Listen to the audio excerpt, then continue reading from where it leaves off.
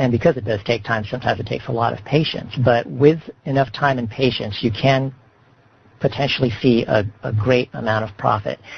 So much, in fact, that station trading is considered by a lot of people to be the most lucrative profession in the game as far as gaining ISK. So if you get really, really good at it, and if you spend a lot of time at it, then you could potentially make billions quite easily. And the reason for that is really because it's really wide open to the amount of volume that you can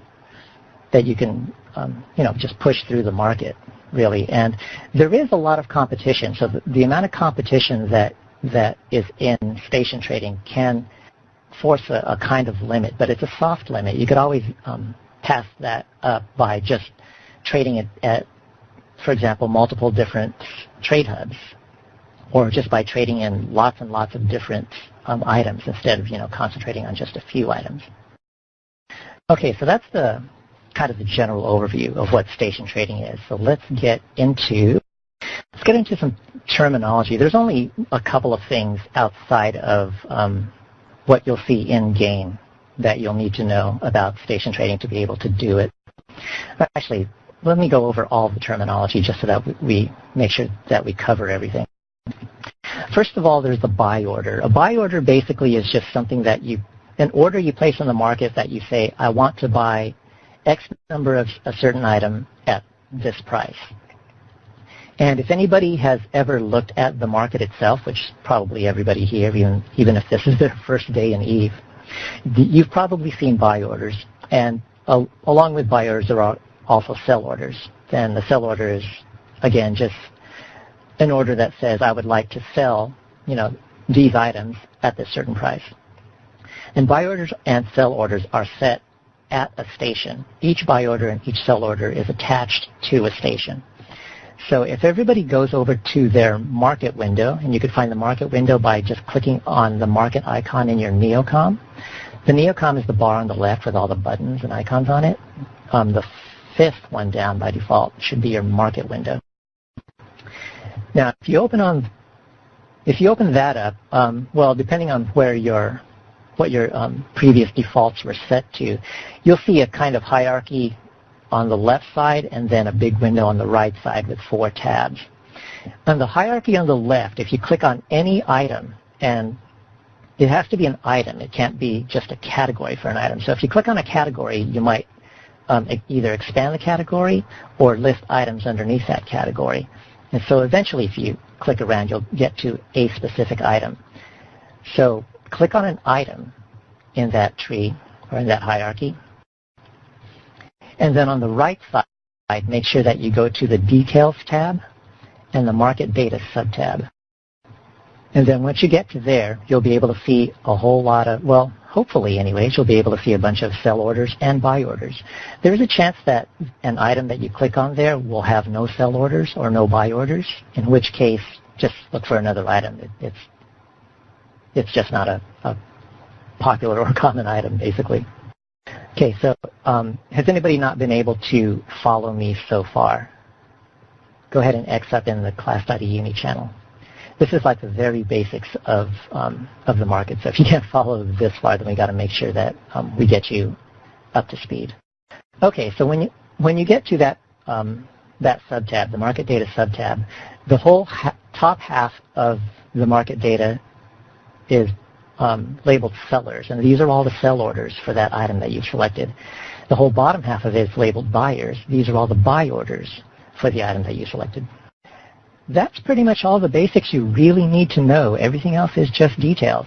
We're going to be toying around with sell orders and buy orders, and based on how we toy around with them and the decisions that we make to create our own, we're going to make some ISK.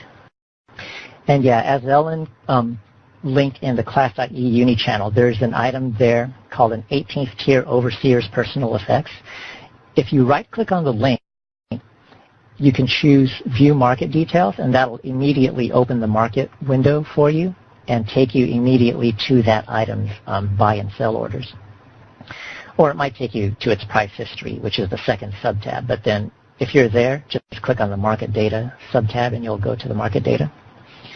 And you can see that sometimes things might not have sell orders for them, depending on the item. Some items might not have buy orders. Some items might have neither. Okay, and that's, I know that it seems really easy right now. It's like, yeah, this is stupidly simple. Why are you really going over this? But this really is all you need to know to be able to effectively station trade. So before I go on, I'll just go ahead and stop and ask, was everybody able to follow? Does anybody have any questions at this point? Go ahead and type them into the class.E-UNI channel. Cool, we all have half a brain at least. Okay, Kobe just asked, how do I make money? We're going to go over that, actually not next, but right after what I'm going over next. Okay, so before I actually go into the steps of using these things to make you some money, I'm going to go over the skills that you need. And like I said before, you can do this with an alt, and you really don't need any skills, because if I remember right, even with no training in any market skills at all, you have a minimum of, I think, 4 possible open orders.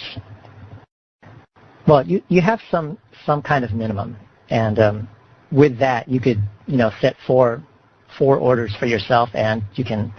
4 orders is not a whole lot, but it is still enough to slowly make you some money. Okay, so now I'll go over the skills that are marketing related and that will help you make even more money. The skills are divided into 3 categories. There's one set of skills that modify the number of open orders that you can have, so that you could have more than just the 4. There's another set of skills that reduce the fees and costs that are related to your different orders, so that you could just increase the amount of profit you make.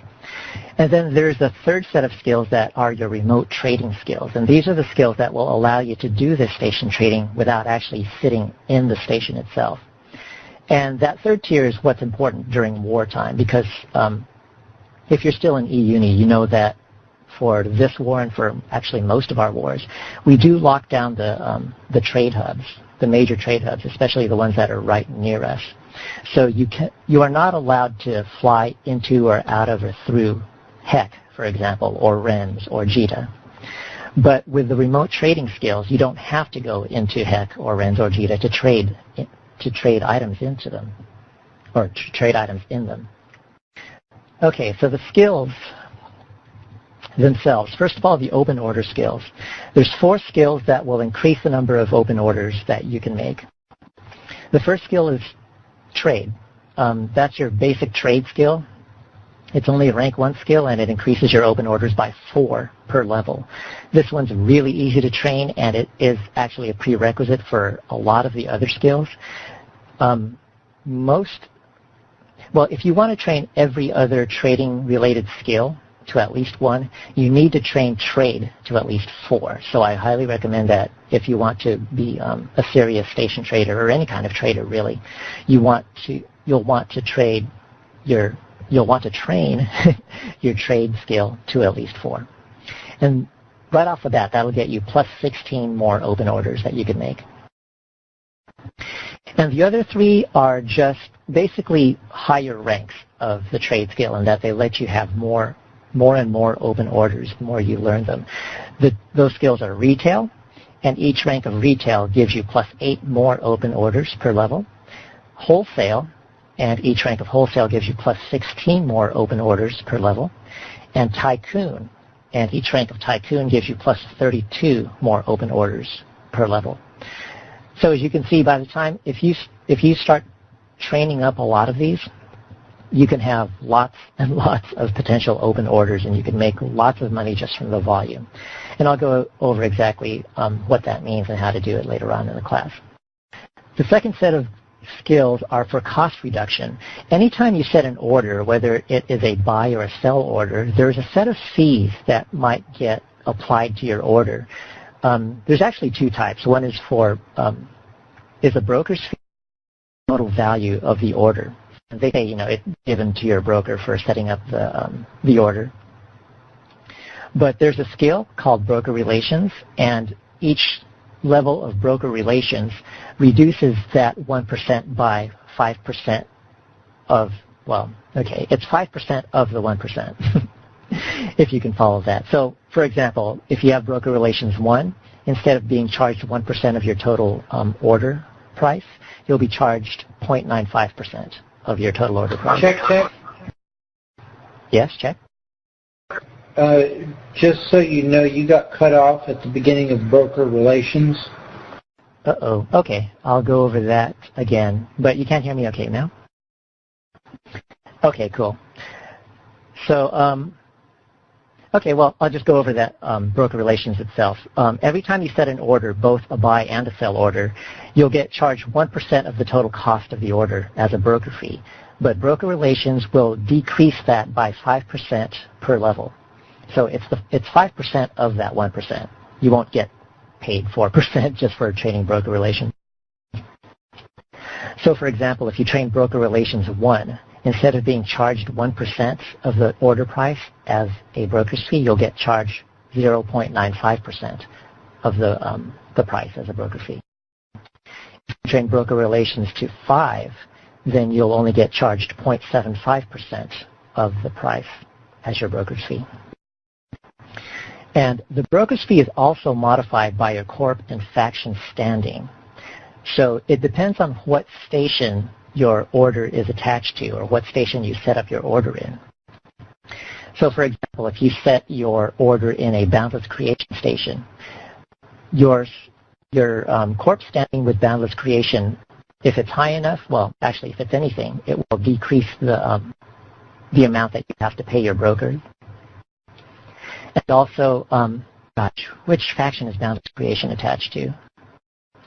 Minmatar. Okay, thank you. So, and also if your Minmatar faction standing is very high, or actually if it's anything at all, then however high it is will further reduce your broker's fee. Okay, so I'm seeing some questions over in the class.E-UNI channel. For those people who are listening to a recording of this or maybe are not in the class.E-UNI channel for some reason, I'll always, as just a matter of practice, just repeat the questions before I answer them. So it was asked, well, first of all, there was a little confusion. What is the maximum amount of deduction that you could set your broker's fee to just from skills? And yeah, if you get your broker relations skill to 5, that means a minus 25% deduction in your broker's fee. So instead of 1%, you'll be charged 0.75%. Now, as far as how exactly does your corp and faction standing reduce it, you probably won't need to or won't even care exactly how far it is. Just keep in mind that the higher it is, then the less your broker's fee will be. But for those of you who really do want to see the math, there's the formula. And I apologize to anybody who's listening to this as a recording. But yeah, so it's not a trivial formula, and it really doesn't matter a whole lot. As long as you remember that the higher your standings are with both the station and the faction, then the lower your broker's fee will be. And actually, that's a good question. Rasic asks, can the impact be negative if, say, Galente hates me? Rasic, I actually don't know, because I don't know if they set a floor of 0 for that broker's fee. Essentially what he's asking is, for example, if you try to sell it boundless for creation, but you have a negative standing with the Minmatar, will the broker actually charge you more because of it? That actually I don't know, because I've never tried to trade anywhere where I had a negative standing. If that formula stays as shown, then yes, you can get a negative standing and a higher than 1% broker's fee.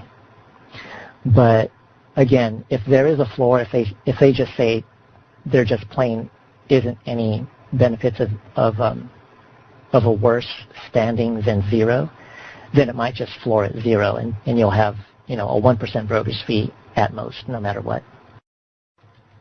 And then one last thing about broker's fee, which Quizier kind of hinted upon in chat. He said that my good standing with Caldari Navy, it gave me untold millions.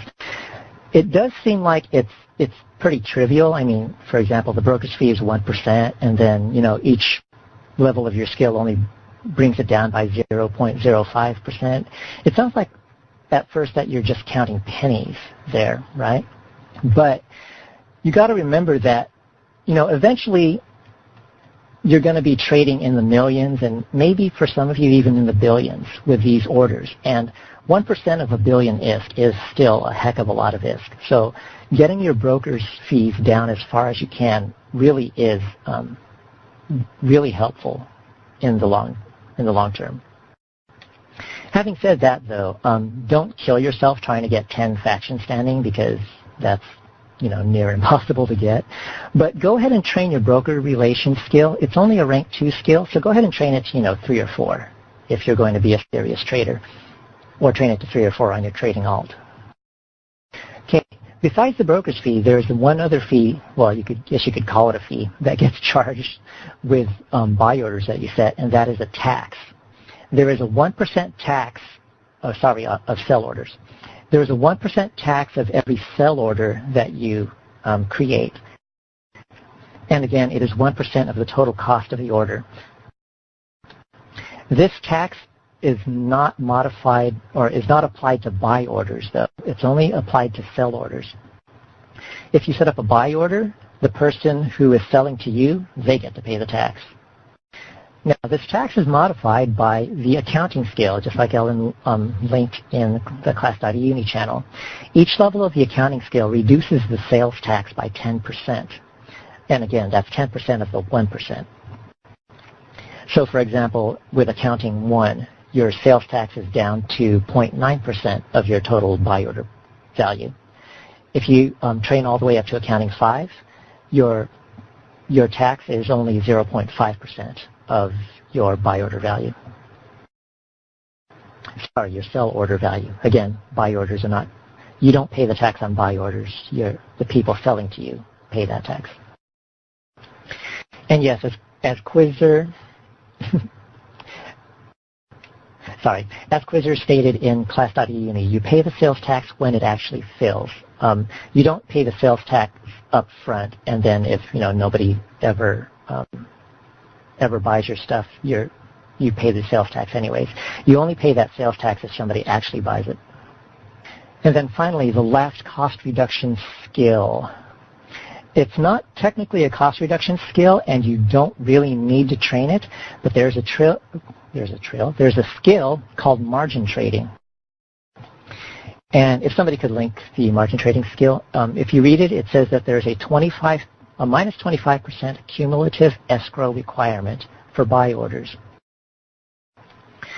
Now, what this means is that for those of you who want to invest, basically you want to invest more money than you actually have, you could actually do this by learning the margin trading skill. And what that will essentially do is that you're able to set some orders without actually having the money to cover those orders. So you could, essentially, it'll let you go in debt. That's pretty much that flat out. Now, a lot of traders don't bother trading or don't bother training margin trading. And in fact, I've never trained it myself. It's not a requirement for any other skills. So, and it's not a requirement for actually, setting up buy orders or sell orders or anything like that. It doesn't help you at all except to allow you to be able to set or to reduce your escrow requirement for buy orders. For those of you who do want to invest more than you might actually have, then that is a useful skill, and it's recommended that you train it. But yeah, most traders I've talked to, they just don't bother with it at all. For example, if you have $1 million that you can invest in orders, then if there's something out there that you want to start trading in that will cost you, for example, $1.2 million or $1.3 million, that's when you might want to invest in margin trading. But a lot of people just say, now I'll just spend the $1 million, make some more, and maybe my profits will get me to the $1.2 million. Then I'll start trading in the thing that costs more. Okay, and Blue asks, can you explain escrow? Yeah, there's a few people who already answered that in class by the E-UNI, so, but for the people who are listening to this recorded, escrow is basically, well, as Nyam Wong said, escrow is money held in trust to cover an agreement you have made. Did somebody try to speak there? Yeah, sorry, you made me twitch. It's Neve. The name is Neve, but it's just me being, because I keep hearing Nyam. Okay, Neve? Neve or Nave? Neve. Well, there's some dialects have Nave, but let's not go. Okay, Neve. So yeah, like she said, and basically, yeah, if you don't have the ISK, then it's a way for, some invisible loaning organization, I guess, to loan you a little bit of ISK over the top, so that if you, like I said earlier, for example, if you only had $1 million but you needed $1.2 million to spend to start trading in something, then you'll be able to spend that $1.2 million, but then you'll be in debt for the other $200K until you could pay that off. That's essentially it. I won't really go into more detail because, well, there really isn't much more detail to go into, but as I said, a lot of people just don't really care about it. And a lot of people specifically don't train margin trading. They make sure that it's at zero just so that they don't accidentally put themselves into debt. Even though it's a zero interest debt, they just don't want to do it anyway. Brenak asks, what happens when you go into debt? Essentially, you just won't be able to make any more purchases. Your wallet will be at zero until you can repay the debt. That's basically it. So anytime you make money, if it can't fully repay the debt, then it'll just go to repaying your debt until your wallet goes back up into the positives. And Spartan asks, is buying in bulk better, and how best do you avoid all those taxes? Well, all the taxes and all the fees are a percentage, so it doesn't matter whether you buy one item at a time or buy, 1,000 items all in one go. It's still just a percentage of the price. So buy in bulk or buy individually, it doesn't really matter. At least not as far as fees and taxes go. Okay, so any further questions on those sets of skills so far? If you modify a sell order price upwards, does it add a broker fee? And is that what it would have been had you set it at that price originally? The difference between what you paid and what you should have paid? Yes, it does. It's the difference. Basically, it'll be the percentage of the difference that you modified it. So, for example, if you set a sell order for $1 million ISK and then you modified it so that the entire order would need to sell for 1.1 million ISK, you'll get charged fees and taxes for that extra 100,000 once you make the modification. And just as others have pointed out, there's also a flat 100 ISK order modification fee every time you modify an order. Most people just ignore that. Obviously, it's only 100 ISK. Okay, so any other questions? See, Jeraine asks, in your opinion, is it better to train all these skills in your alt as opposed to your main on the same account? It really depends. A lot of people use an alt just so that they can train it at the same time as other stuff, like other quote, more important stuff on their main. Because a lot of people say, they think that, it's a good way to make some money, but I really don't want to pause my, for example, gunnery training or missiles training or starship training to do it. And so that's when they make an alt on a different account, obviously, since you can't simultaneously train alts on a single account. And then they set them to train for trading or, other things, mining, hauling, etc. So it's entirely up to you. If you want to trade on your main, for example, I trade on Turhan all the time, then then you'll have to train those skills on your main. But like I said earlier, actually, like I'm about to go to in detail in the next section, you really don't need a whole lot of training time if you don't really want to get into, picking pennies with the broker's fees and taxes and things like that. Now, if you really want to increase the amount of profit that you generate by as much as humanly possible, you will want to trade those cost reduction skills as far as possible. So yeah, it's entirely up to you. There's kind of a trade-off there. And Crash asks, append to the question, if you only have one character, would trading plus mission running be profitable? Yes, it's very profitable that way. Trading, at least station trading, I'm not talking about the other types of trading that actually require very large amounts of time or in-game time.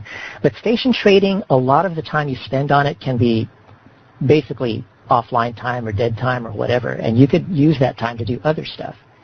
So, for example, you set up a bunch of buy orders, and then you go run some missions. And then later on, when you're done with all your missioning, you go check your buy orders and maybe set up some more, maybe set up some sell orders, etc. So yeah, station trading, since it's mostly passive, is really good to combine with other things, such as missioning or, in our case, such as pew-pewing war targets. Let's see, Ethos asks, I have a trader miner as my main. What is a good thing to do with a separate account alt to help? If you're both a trader and a miner on your main, you might not even need a second account to help with that, because trading and mining, they hit their skill caps pretty quickly. You could probably have a hauler alt and maybe even a manufacturing alt. Those would be really cool to have, assuming, of course, you don't want to get into, or you're not that interested in combat right away, since that takes a whole lot of time to train up for. But yeah, as I said, there's not a whole huge amount of trading skills. There's not a whole huge amount of mining skills unless you're also reprocessing. So you could probably hit a pretty good cap with those two professions and then just, diverge into the trading skills for a while and get those up. And then there's not a whole lot of trading skills. It might only take you a month or two to get them to a level that you're comfortable with. And then you could divert yourself to something else. Okay, Jeraine asks, for trading, is it best to do at locations with major trade hubs? In that case, if your main is located far from your major trade hub, it might be beneficial. Yeah, if your main is, like for example, if your main is going to be here in Aldratz for most of his career, at least for most of his early career while you're in E-UNI, but you really want to take advantage of, say, the JITA market hub, then that would be a perfect case of having an alt being a really big boon to your trading, since you could just park your alt in JITA. I have an alt parked in JITA right now, in fact, and then you could just do all the JITA trading on your alt, and then switch back to your main to do whatever else here with E-UNI. Okay, so any other questions about the skills or about alts, since we're covering those two in pretty good detail? There's a third section of skills that I haven't gone over yet, but any questions about the first two sections of skills? Ellen's asking to talk about contracting. No, that's an entirely different class. We're only going to go over station trading here. Yeah, trust me, I'm going into a lot of detail, and if I go into as much detail also with contracting, this is going to turn into a 4-hour class. Okay, so let's go into the third category of skills then, before we get too far behind. The class has already been going for 40 minutes. All right, the third category of skills is remote trading skills. And these are the skills that will allow you to, for example, trade in HEC while you're sitting in Aldrat. So these skills are marketing.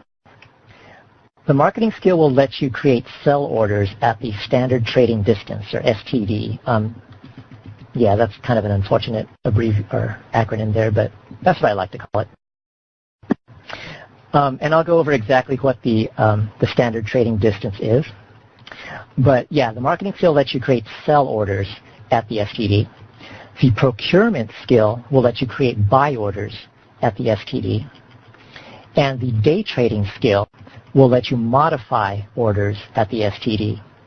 So to be able to do all three of those tasks, both creating sell orders, creating buy orders, and also being able to modify both those sell and buy orders, you'll need all three of those skills.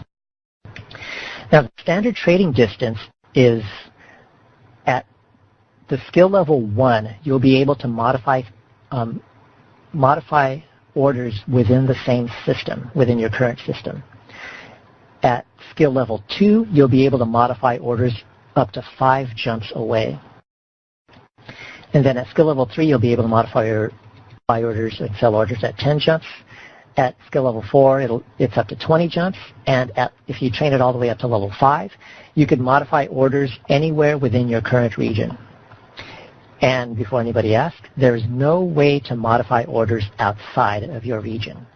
So if you have orders in a different region, you have to go to that region and then maybe use your remote trading skills to modify them at range. So yeah, just like Crash says, you can't sell stuff in Aldrat, or you can't sell and buy stuff in Jita from Aldrat. 2 different regions. Unless you could get yourself there somehow, obviously, unless you either fly there or jump clone there, etc. Okay, so with those STD values in mind, now you see why level 2 in all 3 of those skills is important. It doesn't take very long to train up to level 2. Day trading is just a rank 1 skill. Procurement and marketing are just rank 3 skills. But if you get all 3 of those to level 2, you could sit in Aldrat and work the HEC market. HEC is in the same region as us, and it is within 5 jumps. Orion Zayas asks, is there a way to see prices in different regions? Not directly, and it's not going to be immediate. There are external tools that will let you see prices in different regions. For example, Eve Central, which somebody linked in chat already, and also Eve Metrics is another really good one. I'll be going over those later on in the class. Actually, I don't think I have them in my notes, so remind me if you want me to go over those in more detail later on or after the class. But yeah, there's nothing in-game that will let you see them unless you've, well, for example, have an alt parked over there in the other regions or something like that, which is what a lot of people do. Spartan asks, can you make orders remotely or just modify? You can make and modify orders remotely based on which skill. Like I said, there's 3 skills. One of them lets you make sell orders remotely, which is marketing. The procurement skill lets you make buy orders remotely. And the day trading skill lets you modify either sell or buy orders remotely. Yeah, and as some people said, you could also do a PC, which stands for price check. And just ask for it in chat.E-UNI, and if somebody's over in the region that you're interested in, then they could send you the price. Okay, Hexvalian asks, if using the level 2 of those skills, you still would have to go to HEC eventually if you wanted to actually receive those items, correct?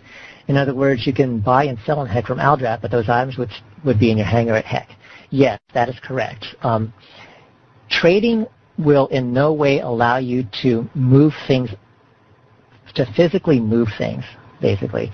You won't be able to, if you set up a buy order in HEC remotely, then if somebody fulfills that buy order, for example, if somebody sells you something, then that item will be in HEC. So you can't use remote trading during wartime to buy yourself stuff.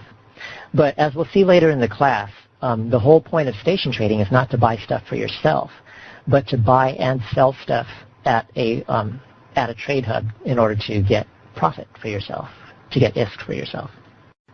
But yeah, if you ever do want to buy stuff for yourself, it is kind of helpful, but you'll need to get somebody else during wartime to pick it up for you, that's all. So, make a contract or something, and hopefully somebody or somebody's alt will be able to help you out there. And actually, there's one more question, but I'll basically answer that question by going over the last remote trading skill. And that last remote trading skill is visibility. If somebody could link that in chat, please. Visibility will let you set the range for a remote buy order at the STD and limited to the STD. Now, what the heck does that mean? When you set a buy order at the station that you're in, you set up an order and say, I want to buy this item at this price. You can set a range for that buy order. And basically, that range means that people can fulfill that buy order up to that range. For example, if you set a buy order with a range of 5 jumps, that means somebody 5 jumps out can sell you that item if they wanted to. Now, that might present a logistical problem because when, like I said earlier, trading will not let you move items physically. So if somebody sells you something by fulfilling your buy order at 5 jumps away, your item is now 5 jumps away from you. You've got to go there and get it if you want it where you are or if you want it someplace else. So the visibility skill is of limited use in station trading unless you're going to combine it with hauling, unless you're going to combine it with haul trading. Because essentially, the very basic station trading is buying and selling all in one single station, all at the trade hub. And I'll go over later on how you could increase your profits even more if you combine it with haul trading. But yeah, for the basics that I'll go over in this class, we'll be buying and selling all at one trade hub. And you can still make huge profits just doing that. So for example, we will set buy orders in HEC, and we will hopefully get people to sell us their stuff in HEC so that it is still in HEC. And then we will try to sell those items that they sold to us also in HEC. But if we were to use our visibility skill to say, set our buy order to 5 jumps, then somebody could sell us something 5 jumps away from HEC, and we can't sell that in HEC because it's 5 jumps away. So we would, have to physically go over there, pick it up, haul it over to HEC, drop it off at the HEC station, and then we could sell it in HEC, which is kind of a pain, but yeah, it's what we would have to do if we intended to actually sell that at the HEC price. But as I said, later on I'll go over how that could actually be beneficial and not quite as tedious as I tried to make it out to be. Okay, Brennick asks the penultimate question for these skills. I don't understand the difference between visibility and procurement. Everybody, well, not everybody, a lot of people have problems with the difference between visibility and procurement. Procurement lets you set a buy order far away from where you are. So, like, for example, you're sitting in Aldrat and you could set the buy order in HEC. Visibility lets you set a range for that buy order. So if you wanted to set a buy order for 5 jumps in HEC, then you need visibility. If you wanted to just set a buy order that is only limited to the station in HEC while you're sitting in Aldrat, you only need procurement. You don't need visibility. So here's a little ASCII diagram that I like to draw for everybody. Hold on one sec. And sorry for the people who are listening to a recording of this. Okay, so there's a little y with a line to a little x, and that x is surrounded by some parentheses. Now, y, for example, is Aldrat. X, for example, is HEC. This is actually not a very good example because there are 5 jumps out, but you'll get the idea. So procurement lets you set X, which is your buy order. Visibility lets you set the parentheses, which is the range for your buy order. Okay, so is that clear, or at least clear as mud? Okay, so Brennick's the same. I understand the difference now, but I guess what I was missing is where do you state your buy order location? We'll go over that once we get to the practical portion. So don't worry, we're almost there. Actually, we are just about, well, no, there's one more section first, but now that we're done with the skills, does anybody have any questions about the skills? Oh, no problem, Brennick. It's really important that everybody understand all of these because we're going to go back to these skills later on while we're going through the practical exercises to see how they actually modify what we're seeing in the practical exercises. So it is important that everybody understand these. The second group of skills that I went over was the cost reduction skills, the ones that lower your broker fee or lower your taxes. And the first set was just the ones that let you have a crap ton of different market orders all open at the same time. Okay, so it looks like nobody has questions. We're all more or less clear on it. Now, before we actually go through the practical portion, I want to go over the actual details of the market windows and the details tabs and the sidebars and all of that stuff, because we're going to be looking at these all the time while we're setting up orders. And they're really important not only to set up the orders, but to also figure out what's a good thing to set up, what's a good thing to buy and sell so that we can make lots of ISK. Okay, so again, if you still have if you don't have your market window open anymore from before, go ahead and open it up again now. Again, it's the market button on your Neocom. And let's go over all of the little controls and things that you could do with this nifty little tool. And it is actually pretty nifty. Okay, so you'll see that it's divided into two parts. There's like a hierarchy on the left side and a bunch of tabs and sub-tabs on the right side. And you could actually change the relative size of those by, if you put your mouse on the divider between the two, you could kind of drag that divider left and right in case you need to see more in the hierarchy or whatever. And also, obviously, of course, you can resize the window if it's too small and you can't see enough.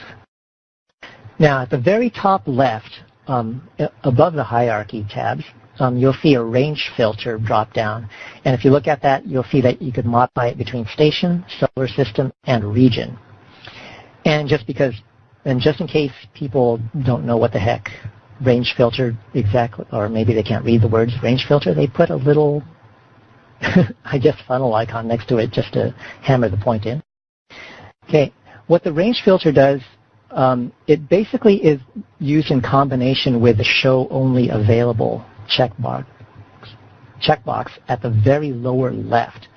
And if you're new to the game, that little checkbox has probably been hidden to you pretty much the entire time.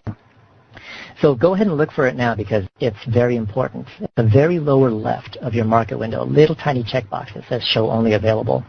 For the most part, you want to make sure it's not checked. You want to see everything. I don't know why they made the default show only available because it seems to confuse people more than showing everything. But yeah, for the most part, and especially if you're going to be trading a lot, you'll probably want that unchecked so that it'll show everything. And what that does is it filters the items that you see in the Browse tab, in the little hierarchy on the left, so that instead of just showing what's available to you basically what's available to you within your range filter, to everything on the market, even if it's not available to you. So for example, if you had show only available selected, and you had the range filter set to station, you would only see those items that have a buy or sell order at your current station. And then similarly, if you only had show only available solar system, you'd only see items that have buy and sell orders in your solar system, for example. So yeah, when you deselect show only available, then it basically makes the range filter useless. It's just going to show everything no matter how far away it is in your region. That's another important thing. This market window will never show anything outside of your current region. And as Neve was saying, you can't filter by scales and CPU, etc. And yeah, we'll get to that later when we get to the main window and the settings tab. Okay, so below that range filter, you'll see three tabs: Browse, Search, and Quick Bar. Browse is obviously the most important. That's where you're going to be spending a whole lot of your time. Essentially, everything that can be sold and bought on the open market is going to be listed here. Well, again, only as long as you don't have show only available selected. So you could see every single item that you can potentially trade in that little hierarchy. And as you get more familiar with Eve, the game Eve, then you'll be able to find things. Like you'll be able to tell exactly where to find things.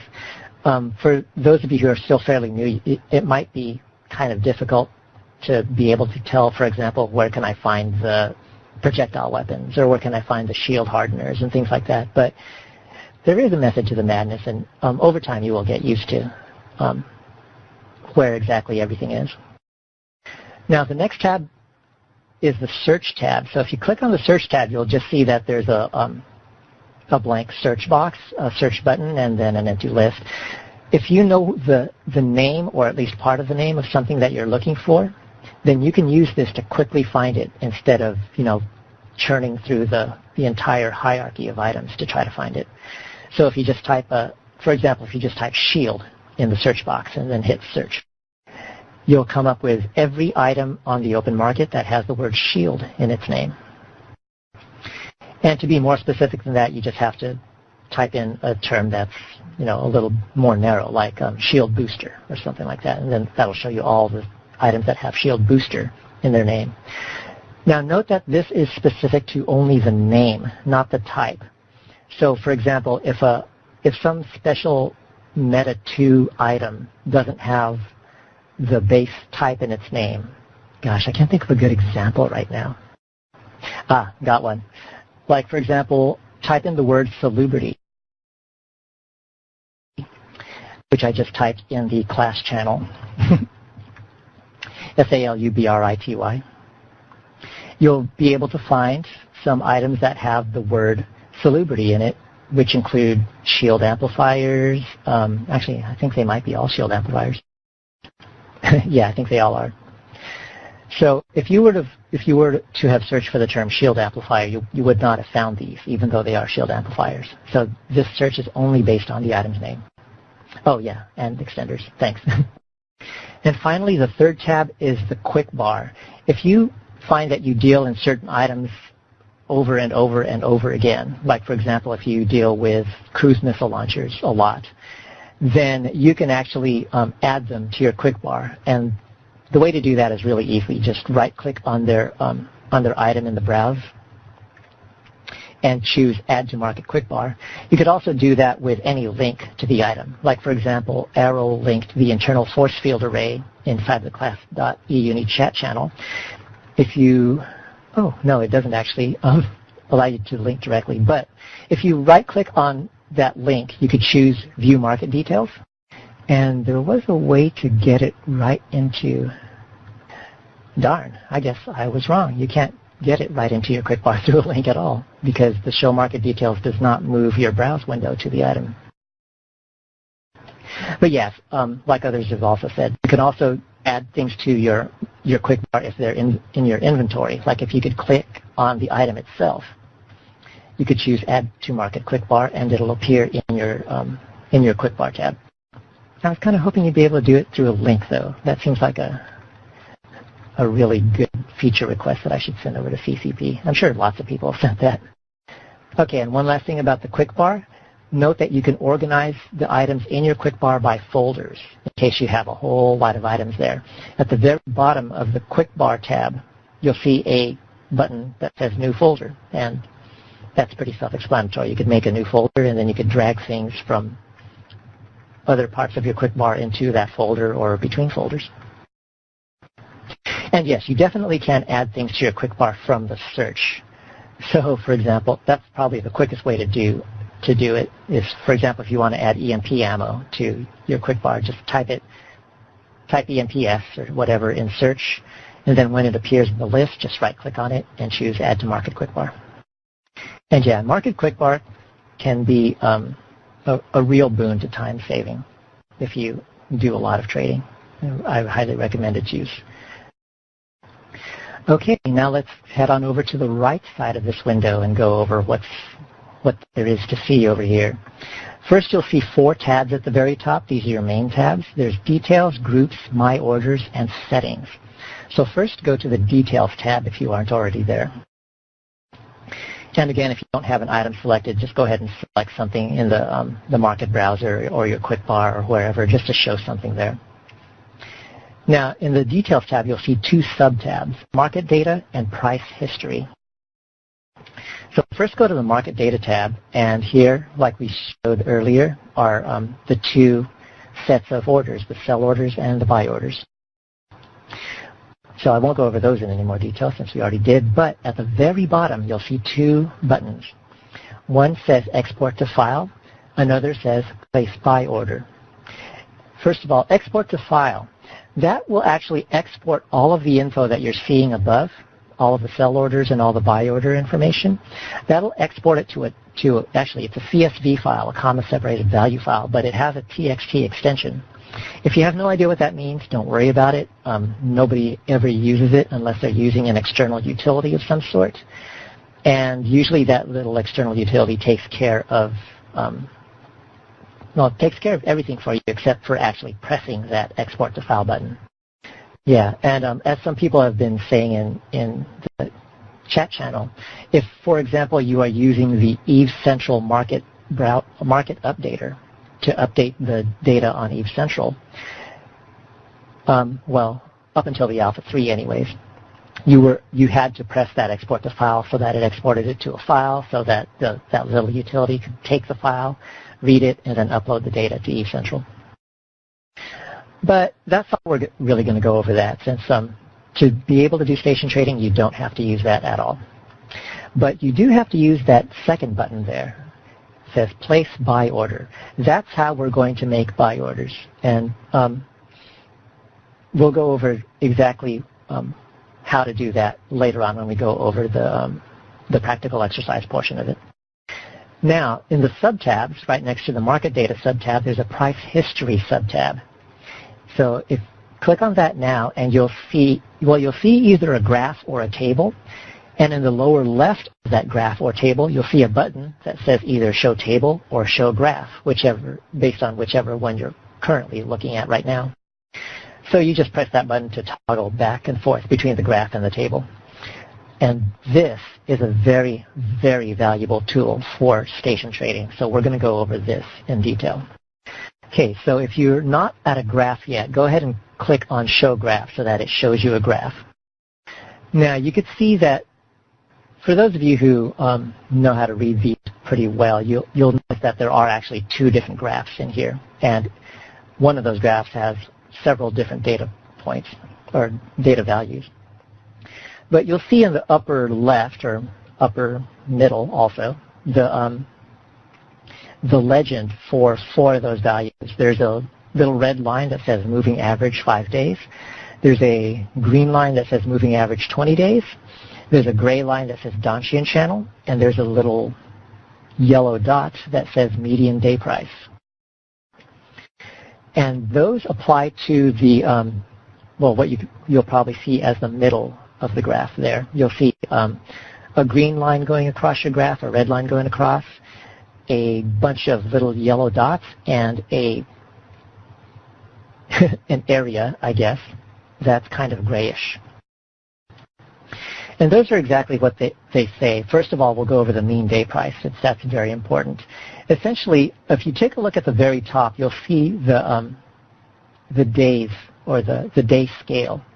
If you're at the default time, you'll see about a 3-month scale at the top. You'll see that it starts at around 9 February, and it goes all the way up to the current day at the very right. Now, to change this scale, you'll see at the lower left, there's a time drop-down. And in that time drop-down, you could select anything from 5 days to a year. So if you want to play around with that, go ahead and select different values, and you'll just see that the graph just changes itself to show either more or less data. So for the most part, you'll probably want to just keep it at 3 months, unless you're looking for some specific piece of information that you can't quite see in the 3-month scale. But yeah, most of the time I just keep mine at 3 months. So when you look at the when you look at each of the yellow dots, the median day prices, that's basically exactly what it says. That for that specific day, that's the median price that the item sold at. So you'll see the scale on the left to show what the ISK scale is. Actually, what I should do is link something in common so that we could all see the same thing. 1 second. No, those probably be kind of crazy. I'm going to link something that apparently is not called Damage Control Unit 1, but 1 sec. If somebody could beat me to it, go right ahead. Oh, it's just Damage Control 1. Okay, no wonder I couldn't find it. Yeah, people call it a DCU, so they say it's a Damage Control Unit, but the name is just Damage Control. So go ahead and right-click on that link for the Damage Control and choose View Market Details. And that will just update your graph to show the Damage Control 1's graph.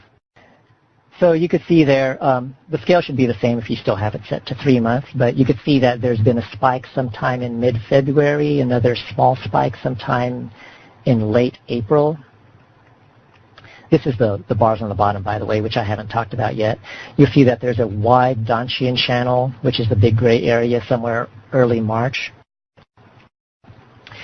So along those, if you take a look at that really wide Donchian channel area, you'll see that, actually let's take a look at something This was actually a poor example.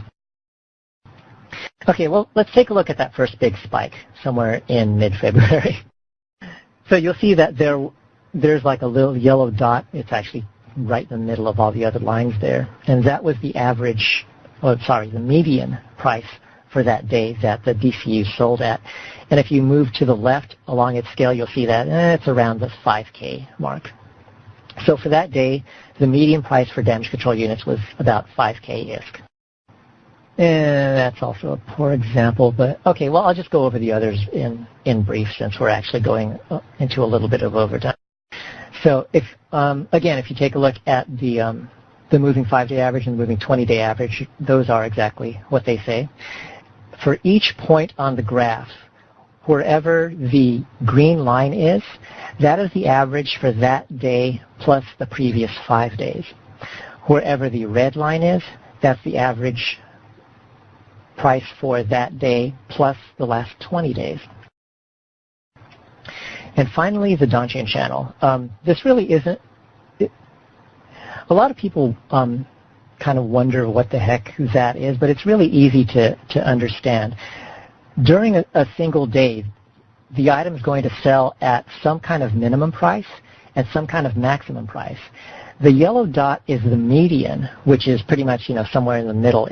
Median is not the same as average, by the way. So keep that in mind for those of you who want to go into a lot of detail on this analysis type of stuff. But the median is kind of the middle sell point. But even though most things sold at about that median, there's some things that sold for more, there's some things that sold for less.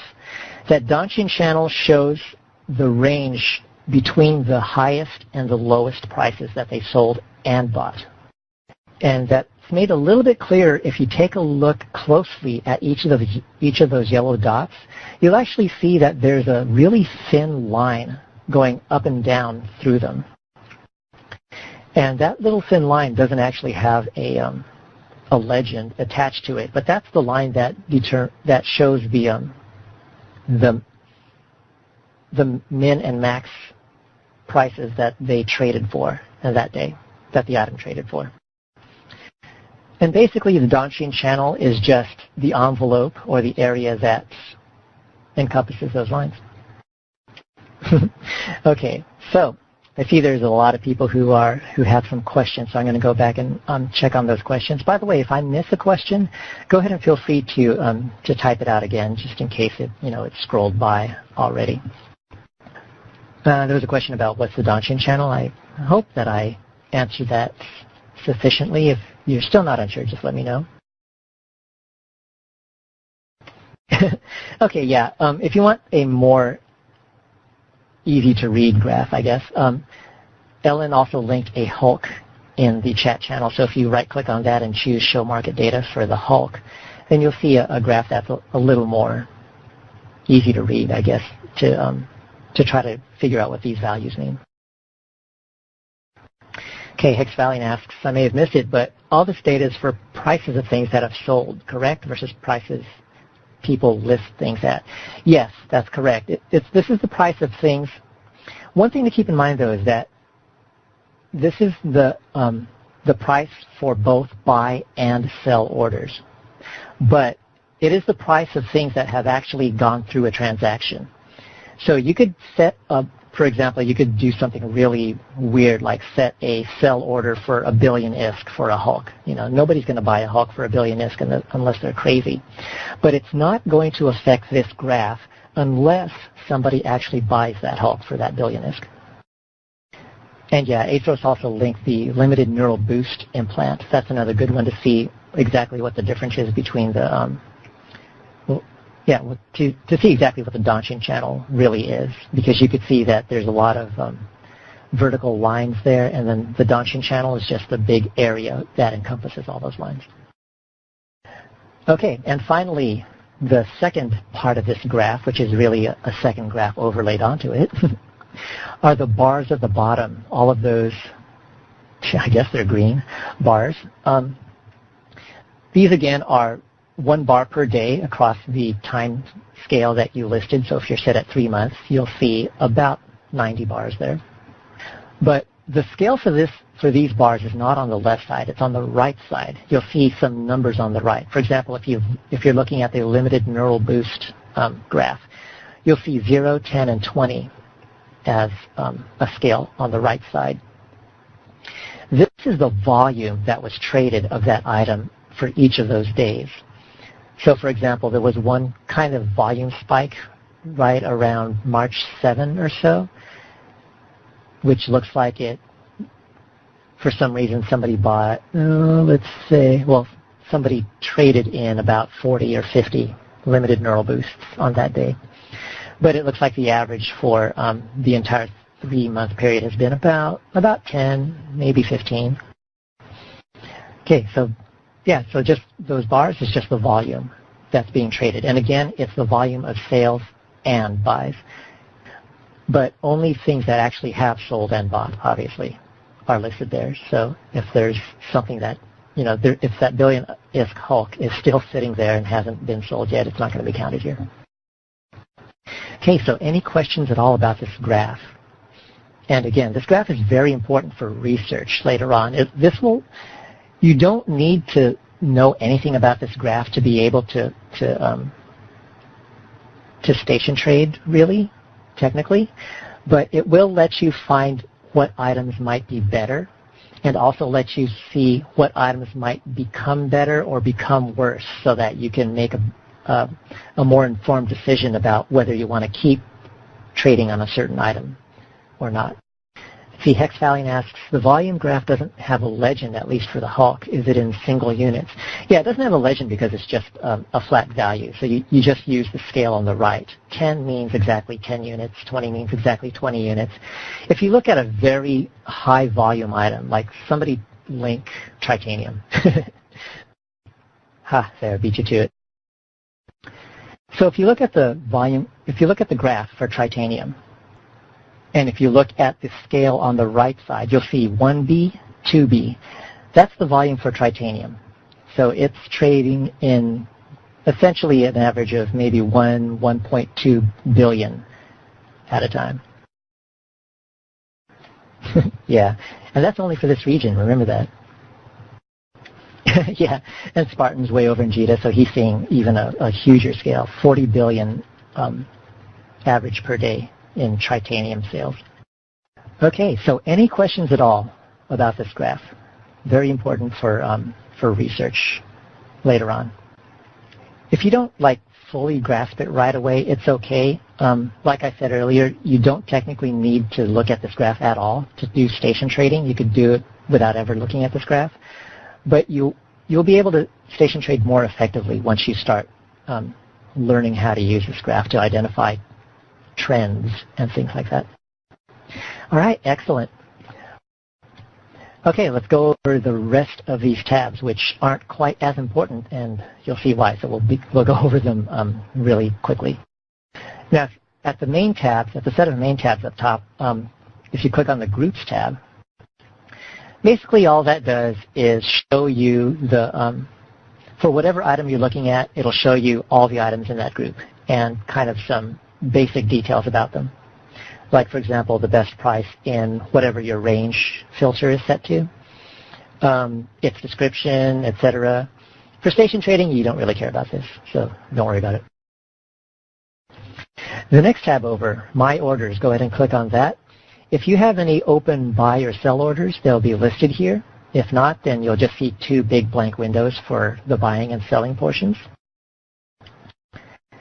And in case people were wondering, this is exactly the same list that you will see if you open up your wallet. So if you open up your wallet, go to the My Wallet tab and the Orders subtab. It's exactly the same information. The difference is that we will be using the wallets list for your orders, and the reason for that is that if you're looking at your orders here in the market window, if you right-click on an order and choose View Market Details, you can't see your orders anymore because it's on a totally different tab in the same window. Whereas if you use your wallet, you could see both your list of orders and the market window at the same time. And finally, the last tab is Settings. This is what, I forget who, but somebody, probably Neve, mentioned before, is that you could You could change some certain settings here for different filters and also some advanced settings. Most of the time, people will not even bother with changing these. Some of these settings will actually kind of hinder your station trading, so be careful with that, but I'll briefly go over them anyway. The first section there is just filtering options for the details view. You can set like a specific price range with the first checkbox, so you'll only see items that sell and buy within that range. Something that you don't want to do if you're going to do station trading, because you really want to see what the full range of prices are that an item is trading at. Another one is jumps. This might be helpful to you with station trading, but because of something that we're going to do later on, which is sort the list, that setting specific jump ranges will not really be all that helpful. The third item is quantity. Again, this will just filter based on quantity. If you don't want to see things that sell for really low volumes, for example, or some things that don't really sell for high volumes, then that's where you'll set a quantity filter. And then you'll see sell orders deviation, buy orders deviation. This is if you don't want to see things. This is if you don't want to see things that deviate from the mean for the sell orders or the buy orders. And what that means is, hold on, I'm just looking for the actual range on it. Oh, it's just the daily regional average. Okay, so that will filter out things that are too far away from your regional average. Like if you only want to see things that are within 10% or 20% of the regional average, then you could select those filters and type 10 or 20 in the from and to fields. Again, not really all that useful unless you're doing some really specific searches. The main reason why we don't set all of these, all 5 of them in fact, most of the time when people station trade, they'll just leave all 5 deselected. And the reason is that you can't really get too much information. If you see things that are way beyond the average deviation, for example, or really lots of jumps far away or whatever, you could always just filter that out easily on your own. It doesn't really clutter up the information that you get while you're station trading. So most of the time people will just leave these deselected. And besides that, it's also a hassle because you'll have to modify these for every single item that you trade. So for example, if you wanted to see something in just a specific price range, you're going to have to set a different price range whether you're trading Veldspar or you're trading, say, Arbalest missile launchers.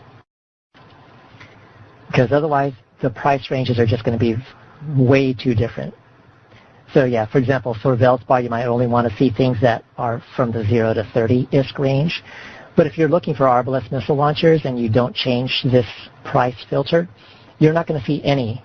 Well, if you do see them, buy them fast because somebody else will if you see Arbalest missile launchers for 30 ISK. Okay, so just one last time. For the most part, just go ahead and keep those empty, deselected, which is the default anyway. The last 3 items you may or may not want to go ahead and take a look at, customize. They are whether you display orders in high security systems, low security systems, or 0 security systems. You definitely always want to display the orders in high security systems because all the major trade hubs are in high security systems. You may want to show stuff in low sec. That's really up to you if you don't want to clutter up your displays with prices in low sec, which can actually do clutter up some of the detail views. But most people I've talked to, they just go ahead and leave it there because even though it does clutter it up a little bit, it's still pretty easy to filter out. And finally, display orders in 0 security systems. There's really no reason to have that checkbox there because, remember I said earlier, the display is only limited to your region. There are no regions that have both 0 security systems and other security. So whether you have that selected or not, if you have it deselected, it'll just mean that when you go to null sec, you won't ever see anything. That's all. Okay, it looks like there's a question. Would you say with the expansion coming out soon will affect the market before and immediately after it comes out? And also how, now that I think of it, how do you make a profit off things like titanium because you only make pennies and tax would hurt that, right? I'll go over that in detail later on. Actually, you actually reminded me about going over the Tyrannus and the possible effects of Tyrannus on the market. But just briefly about the titanium thing. Yeah, there's going to be certain items, and titanium is definitely one of them, that you really can't station trade just because the margin is so thin. And I'll go over exactly what that means later on for the people who don't know right off the bat what that means. Okay, and finally in the settings thing, the settings tab thing, there's some advanced settings at the bottom. There's only 4 checkboxes, filter by skills. If you select that, then only the things that you have the skill to use, if they require a skill to use, will show up in your hierarchy on the left. Filter by CPU and power. This will filter out stuff that you cannot fit to your current ship if you don't have the CPU and power grid for it. So it might be good to temporarily use, like while you're trying to fit your ship. And then the third one is filter by untrained skills. If something requires a skill, oh sorry, this is for skill books. If you select that, then the only skill books that will show up in the market will be the ones that you haven't trained yet. So for the most part, you want to just keep all 3 of these deselected, even though you probably won't station trade in skill books. It doesn't really, so it wouldn't really matter what you set the filter by untrained skills to. But yeah, keep the other 2 deselected just so that you can see everything on the market if you need to. And the automatically refresh market data, that if you leave the market window open for long enough, then every so often it'll just automatically refresh itself. And I can't figure out what the interval is. It seems like 5 minutes most of the time, but then for some reason, sometimes I could sit there and try to time it, and it doesn't change for over 10 minutes. So, yeah, it doesn't really matter because you'll be forcing an update anytime that you need the latest values anyway. Yeah, and as Neve says, people claim 5 minutes, and that's what I thought it was for the longest time. But then when I actually sat here with a watch and tried to time it to make sure, it didn't change for over 12 minutes. So I don't know. Okay, so that's the entire market window. You are now all experts in the market window, unless you have any questions. So any questions in the market window? Awesome. Or hopefully awesome anyways. Either I'm being very clear or it's going way over your heads that you don't even know how to start asking questions. Denahal asks, what's a good item to start trading with? And I'll get to that in just a bit because we are just about to start the practical session. No more questions? Yeah, start trading in slaves. Actually, you can, but we'll get to that. Okay, so now let's actually put everything that we just learned to use to make yourself some bucks. Yenum, money, ducats, ISK, you know. First of all, station trading. What's the theory behind it? Well, with station trading, you want to buy low and sell high. And that's pretty much it. But how exactly do we do that? Obviously, that's the theory behind any kind of trading and profit making. The things to keep in mind are that, first of all, it's not direct or immediate trading. It's not like Hall trading. Hall trading is probably what most people are familiar with, especially if they've played games that directly use Hall trading as their main means. If you take a look at, for example, let's all take a look at the EMPM ammo that I linked there. And just go to your market data, details, market data. We won't even take a look at the graph because, like, remember what I said? You don't need to take a look at that graph to be able to station trade. Let's just take a look at the buy and sell orders. Now, first of all, let's set ourselves up. When we're looking at these buy and sell orders, the things we want to know to be able to effectively station trade are what is our highest buy and our lowest sell. And the best way to do that is just to sort these lists. If you go to the sellers section at the top and click on the price title or heading, you'll see that it'll sort by price. And if you click multiple times, it'll sort alternately ascending or descending. Since we want to see the lowest cells, we want to sort it ascending so that the lowest cells are at the very top.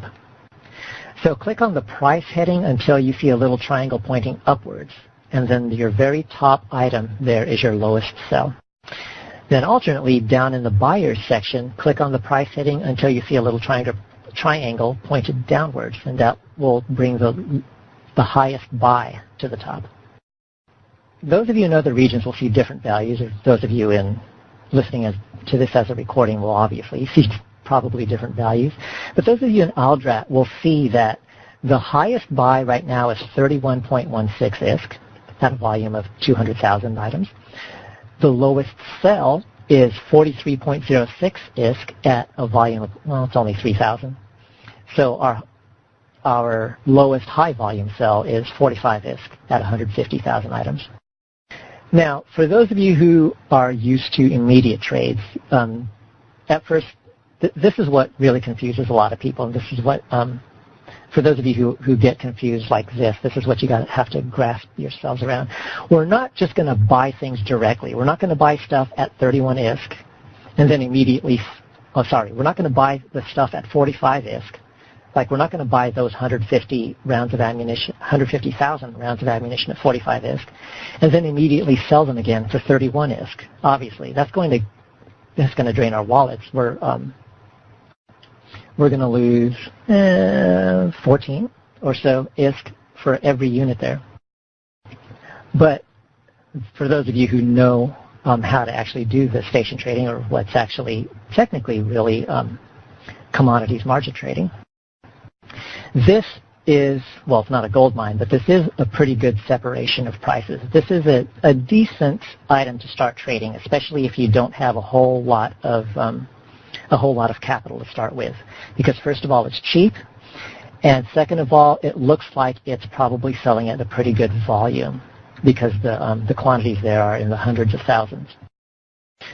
So, what exactly is station trading? What exactly is this whole commodities margin trading? What we're going to do is be able to buy at just a little bit above that high buy price, which is 31.16, and then turn around and sell it at just a little bit below the low sell price, which is 45. And the way we do that is simply by setting orders. Yeah, well, eventually we're going to go into diversification so that we don't all trade in EMPM at the same time. So don't set an order for EMPM because you'll probably be directly competing with half the class at this point if you do. Okay, so we're going to set orders for some items like this, and then people are going to fulfill the orders.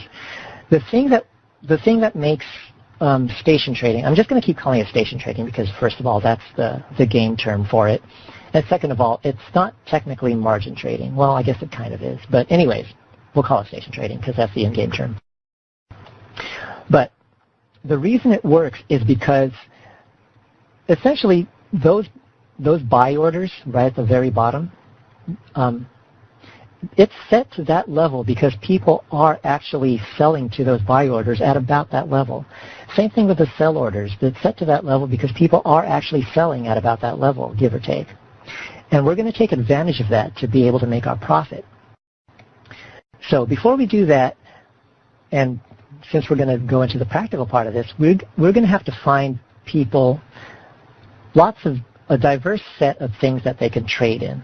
So go ahead and take a look around the market, and the things you want to look for, and I'll go into this later on, are, first of all, something you can afford. Ammo is a good thing to afford if you've only got the 100K or so that we passed out at the beginning of the class. If you're an older player, then you might want to look at higher priced items like weapons or other modules. Tanking modules are often also good. If you've done station trading before, you probably already have a whole list of items in your quick bar that you could just click on one of them and you'll find a good item there. And what I want people to do is, if you think you found something, well, okay, first of all, the criteria. First of all, something you could afford. Second of all, something that has a pretty good difference between its highest buy and its lowest sell. Because remember, we're using this difference here to make our profit. So the bigger that difference, then the bigger your profit's going to be if you can actually get those items to move. In our EMPM example, there was about a 14 ISK difference between the two prices. So for every round of ammo we sell, we could make about more or less 14 ISK. So if there was, for example, an item with a 100,000 ISK difference, for every single item that we sell, we'll make 100,000 ISK. So everybody go ahead and look for something in the market for our practical portion. If you have a question that you're not sure if it would be a good item or not, go ahead and think it just like Denahall did, and then we could take a look at it. Of course, I can't take a direct look at it unless it's in the metropolis region. But I could at least take a look at the metropolis prices to see if it might be a good thing. And one more thing about the taking a look at those prices. You want to look, since most of you are in metropolis and probably at Aldrat, you'll want to look at the prices in HEC, which is our target market. So, for example, Denahall linked the 125 millimeter Gatling autocannon. If you want to take a look at an example as I go through it there, go ahead and take a look at the buy and sell orders for that. We'll see that at first it looks like a pretty good deal because the highest buy is 1,006 ISK or so. The lowest sell is about 2,000 ISK or so. So it seems like we could make about 1,000 ISK profit for every 125 millimeter Gatling autocannon that we buy and sell. But it's not at our target market, or actually our target station. If you take a look at the buys for the 125 millimeter, you'll see that there's nothing in HEC at all. That doesn't necessarily mean it's a bad thing. We could make some buy orders ourselves in HEC, and we could sell it. We could set those buy orders for about 1,007 or something, and people might sell it to us for about 1,007, and then we could turn around and sell those for that 2,000 value or just below it, which in fact is in HEC. So yeah, that's a pretty good, as far as the margin goes, that's a pretty good item because technically you're making almost 100% profit on that. The reason why it might not be a good item is because of just the actual price difference. You don't only want to look at percentage difference. You don't want to look at the 100% profit. That's awesome. But you also want to look at the 1,000 ISK difference on that. 1,000 ISK isn't a whole lot. Essentially, if you start with at least 100,000 ISK, which everybody should be doing, and if you missed the first part of the class, go ahead and X up to get your seed 100,000 ISK to start off with. But yeah, Denahall, try to look for something with a higher price range, something that might be, say, trading for between 10 and 20K. And remember, you don't have to trade in huge volumes. You could trade in low volumes if the price range is really high and still make a really good profit. And I'll go over exactly what that means later on. A. Frost linked something that looks very, very good. So if everybody who's still wondering what might be a good thing, take a look at A. Frost's link of the Mark I generator refitting module. You'll see that there's a lot of orders in HEC and that the high buy is only 56K, but the low sell in HEC is 277K, almost 278K. Now, that might be a good item because it meets it actually meets all the criteria that I just mentioned, but there are more criteria that I'm about to mention. And yeah, Algazel's got the last criteria on the note. But let me go over this first of all. So if we were able to buy these for 56K and then sell them for 277K, we just made, about 300% profit. And not only 300% profit, but it's a flat out over 200K of profit. So that seems like a really good deal. But here's where our graphs come into play to see if something really is maybe a good deal for the long term or not. If you go to the price history graph for that Mark 1 generator refitting and look at its volume, which are the bars at the bottom, if you remember, you'll see that the volume of trading on those things has only been like 5, 10. By the way, don't look at the very last bar. That's like today. So until today is all done, that's not going to be usually as high as the other days.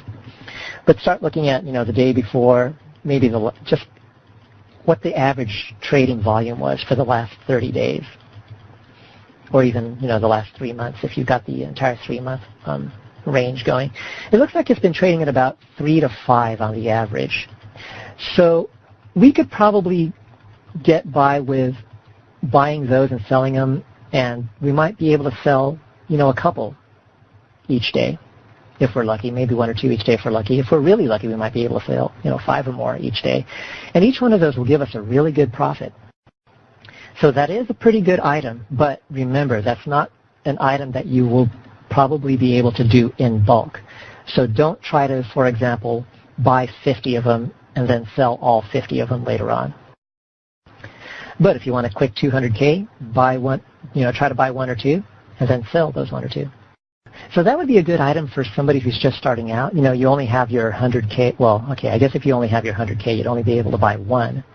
But still, even if you were able to just trade that 1, then you will make about a 200K profit, and your 100K will be 300K. You just tripled it. Okay, taking a look at more examples that people are asking about. Ellen shows the Medium Shield Booster 1.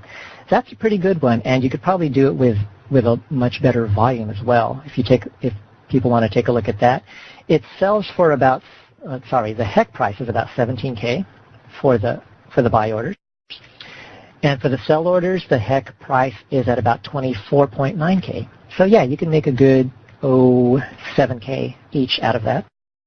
And if you switch over the price history real quick, you can see that the volume that it trades in is about 70, or actually no, about 150 to 200, in fact, on a regular basis. So yeah, you're only making about 7K, so it doesn't seem like it's as good as the Mark 1 generator that we listed earlier.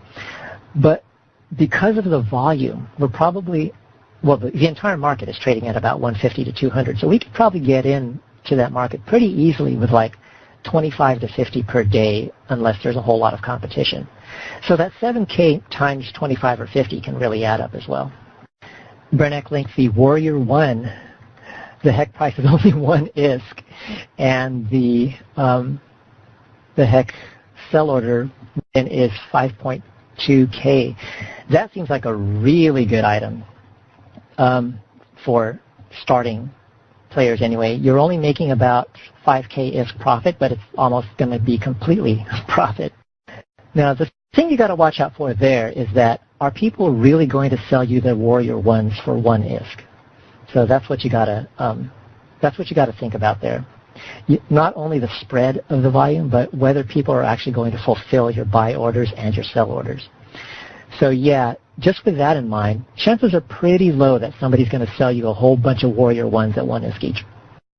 Now, one of the good reasons to show all of the orders in the entire region, and not just, for example, only things within 5 jumps or only things within a certain price range, is if you take a look at the Warrior 1, you'll see that 9 jumps away and 11 jumps away, there's orders for 500 ISK. Buy orders, for 500 ISK. That might give you a more reasonable price to try to set your orders at. You might be able to buy a few at 500 ISK or so. Still, though, if somebody sells you a Warrior at 500 ISK, then they're probably just not thinking, or they did it accidentally, so you probably won't be able to move very much volume. Now, one thing you can do, though, is go ahead and test the waters. Go ahead and set like a really low volume order. Say, try to buy 10 Warrior 1s at 502 ISK. And then if somebody sells you 10 Warrior 1s at 502 ISK, well, hey, bonus. Whether you sell them off or not, you just got yourself a bunch of cheap Warriors. Yeah. The thing is that here's another tip. I was going to go over this in the tips and best practices section near the end of this class, but here's the tip for just to help you people find good items to sell. A good thing to look for are things that drop. because then there's a pretty much constant supply of those items. Warrior ones don't drop off of rats. Like, missioners won't loot wrecks and find a Warrior 1 in there. Well, actually, they do, don't they? Scratch that. This is not a good example. So, yeah, Warrior 1s might be actually a good thing if you want to try to buy a few at, say, 502 ISK. But yeah,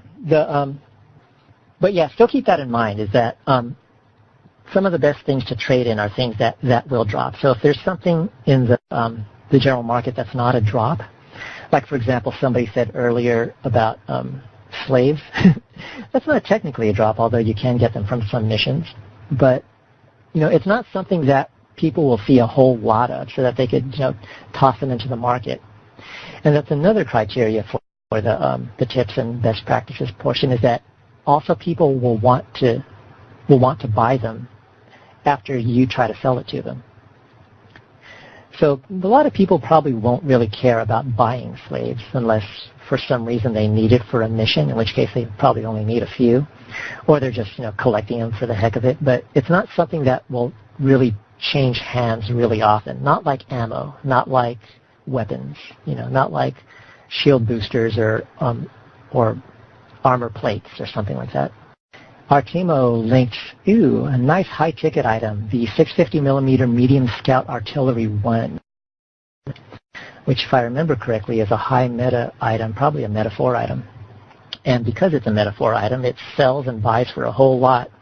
But if you guys take a look at it, you'll see that, at least in Metropolis prices, it sells, the high buy is at about 3.95 million, but the low sell is about 5.2 million. So if you can get those to move in quantity, you can make yourself quite a profit.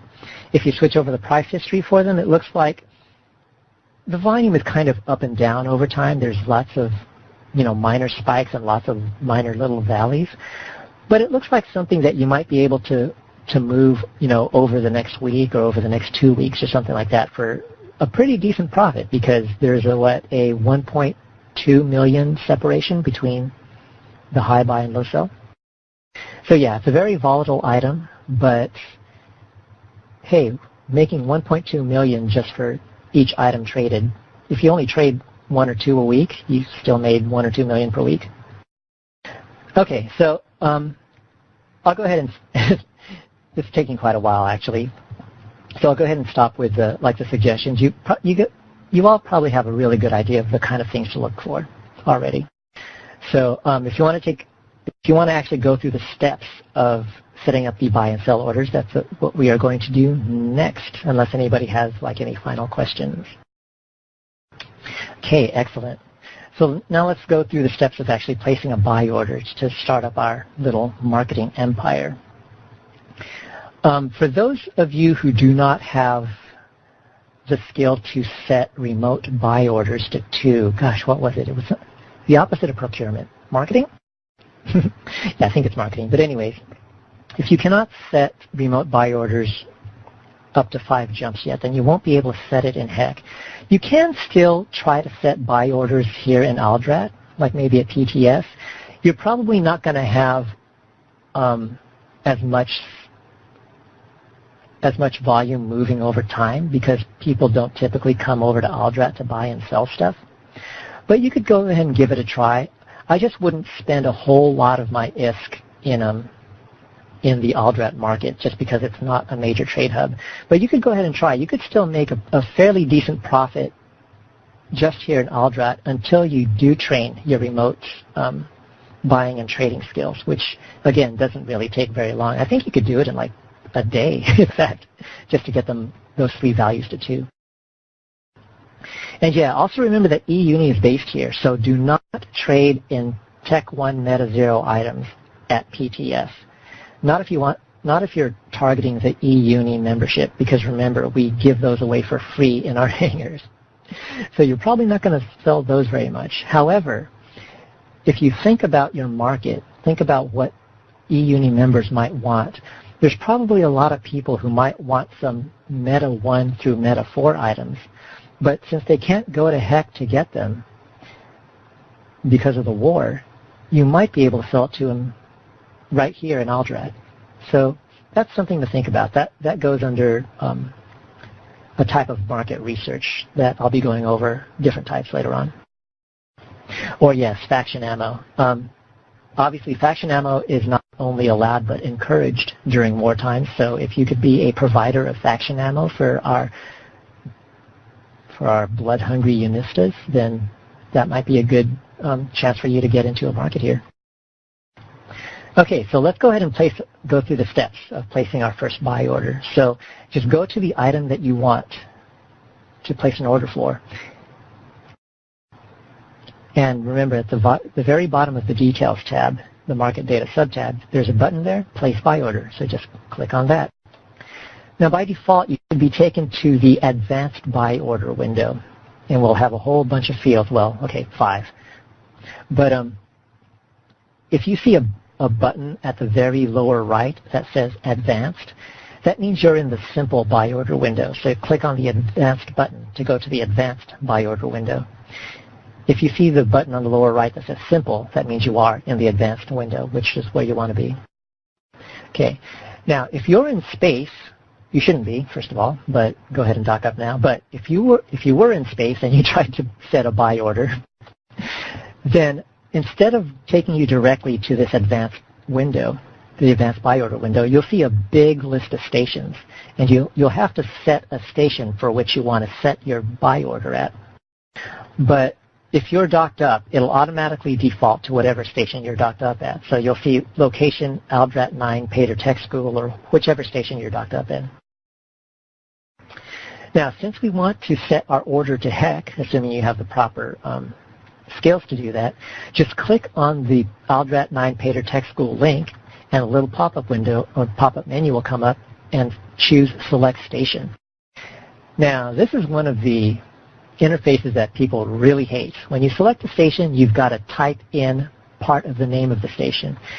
And it's the actual name of the station itself. Like if you take a look at Aldrat 9 Pater Tech School, exactly how it appears in your Advanced Buy Order window, you've got to type in a substring of the actual station in HEC to be able to find the proper one. If you just type in, for example, HEC, and press OK, it'll show you all the stations in HEC. So what I usually do is, since the Boundless Creation Factory is the actual Trade Hub station in HEC, it's at HEC 8, Moon 12. I usually just type, for example, HEC 8, Moon 12. And remember, it's an exact batch, so you have to type HEC VIII instead of the number 8. And actually, since there's not a whole lot of stations in HEC 8 by itself will probably get you what you want. So I just type HEC 8 into the Select Station checkbox or text box, and it gives me 2 stations to select from. So I just make sure I select the right one, which is Boundless Creation Factory, and press OK. And then it should change the station in your Advanced Buy window to HEC 8, Moon 12, Boundless Creation Factory. So is anybody not trying to follow the steps and not able to get that to happen? Go ahead and exit. Okay, Denahal. So, Denahal, did you click on the select? Okay, yeah, if you don't have procurement, is it procurement that? Yeah, we're setting buy orders, so it is procurement. I had it right the first time. Yeah, so if you don't have procurement, if you try to click on that select station, you won't be able to select HEC itself. So you won't be able to do that specific step. But you can still follow through with all the other steps and set up a buy order here in Aldrat if you wanted to. Okay, and then the next field, bid price. Remember, we're setting up a buy order, and we want people to fulfill our buy order in front of everybody else. The best way to do that, to maximize your profits, is to set the buy order as 1 penny above the highest buy at the station that you're interested in setting up the order. So, for example, using the 650 millimeter medium scout artillery example that I had earlier, the highest buy order is 3950003.42. So I would set my buy order, or my bid price actually, for 3950003.43.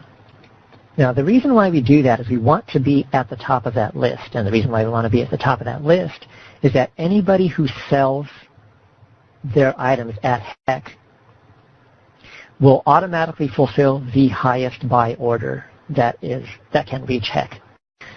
And yeah, for those of you who are using the ALDRAT market, what you might want to do is scroll around to see if there's any prices that are specific to ALDRAT, and then maybe you could base your price on that price. But HEC is only 5 jumps away, so if you set your price too much lower than the HEC price, people might just say, no, we'll just go to HEC and buy it there because it's so much cheaper. I mean, sell it there because they'll buy it for so much more. So that's where a little bit of your brain matter comes into play. You want it to sell it for higher than the highest buy order at your current station, but you don't want it to be so low that people won't sell to you, that people will say it's worth going the extra 5 jumps so that I could sell it over at HEC instead. So based on that, just kind of come up with a decent price to set and then set that price. Now, the other fields, quantity. How much do we want to buy? How much do we want to actually try to move? Obviously, first of all, this is going to be based upon how much you're willing to spend on it, because you're going to lose that money while your buy order is still active. So, for example, if you're trying to move an item that costs $100K and you only have $300K to spend, you obviously can't set the quantity any larger than 3 unless, like I said earlier, you want to owe into escrow. But yeah, so that you'll want to base your quantity off of that. That's going to be your hard ceiling. But you'll also have a soft ceiling. Remember that some items might not sell in such a large volume. So if you're only going to be, if it looks like things will only sell, 1 or 2 at a time, you may or may not want to set a buy order for 100 of them. Most of the time you won't want to set a buy order for 100 of them. So base it on that. If you want to just practice, go ahead and just keep it at quantity 1. And we'll go through these steps with just selling and buying one single item. But if you want to take a bigger dip into the station trading pool, go ahead and set a higher quantity and try to move that higher quantity. Now, the minimum field after the quantity is you could set a minimum volume that people will have to sell before they fulfill your order. Most of the time you'll want to keep it at 1 because you won't really care if they only sell you 1 item or if they sell you 100,000 items. But if for some reason at some point in the future you don't want people to sell items to you 1 at a time, you only want to buy it from them if they sell it to you, 100 at a time or 1,000 at a time, that's where you want to set your minimum to some value other than 1. And Hex commented that, so setting a high buy order quantity on a low volume item just ties up your money in escrow for a long time. Yeah, exactly. If it's only going to move at 1 or 2 items at a time, but you want to try to buy 100 of them, just to, I guess, maybe cover yourself for the next year or something like that,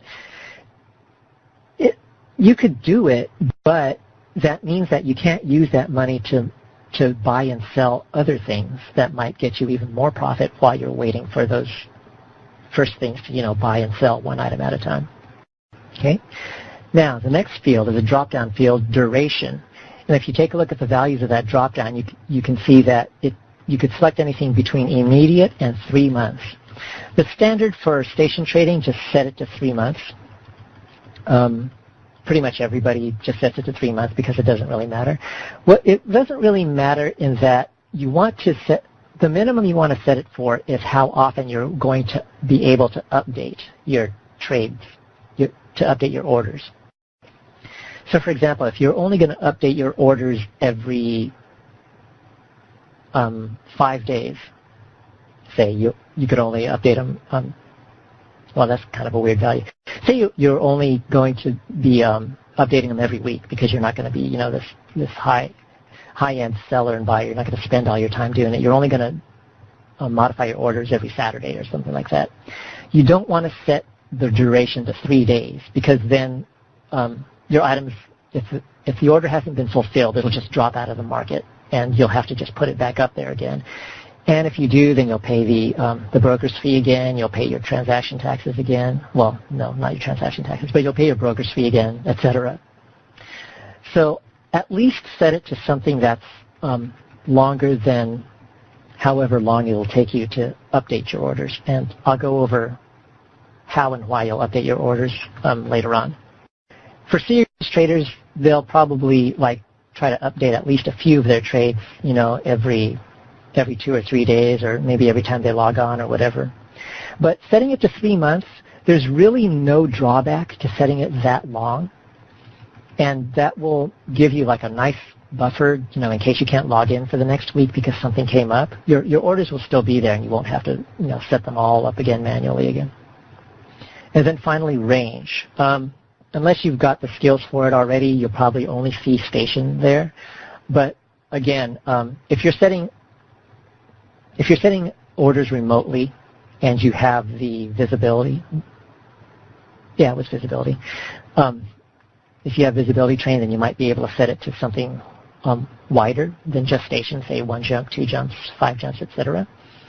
If you are making an order in Aldrat at the station that you're sitting in, then you don't need that skill. You could set your range to however far you want. However, for station trading, most of the time, you'll want to just set it to the station itself. So just set it to the station itself, and the reason for that is that, remember how I said people can fulfill their orders even though they're, 5 jumps away from HEC? So then if somebody does that, it fulfills an order here at Aldrat, but you really wanted to sell it at HEC, you'd have to move that item over to HEC yourself manually. So again, most of the time you'll just leave it at station. And then finally, you may or may not see 2 more checkboxes: use corp accounts and remember settings. Actually, I think everybody will see remember settings. If you see use corp account, that means you have access to be able to use the corporation's money to set up buy and sell orders. So just make sure you have that selected or not selected based on whether you really want to use your corporation's account to do that, to do your trading.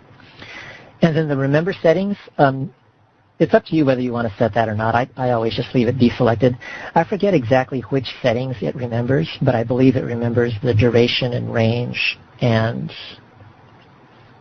it wouldn't make sense to remember anything else. So it'll probably just remember the duration and the range for that order. And then once you have all those set up, you just click buy, and then that will create a buy order for your item.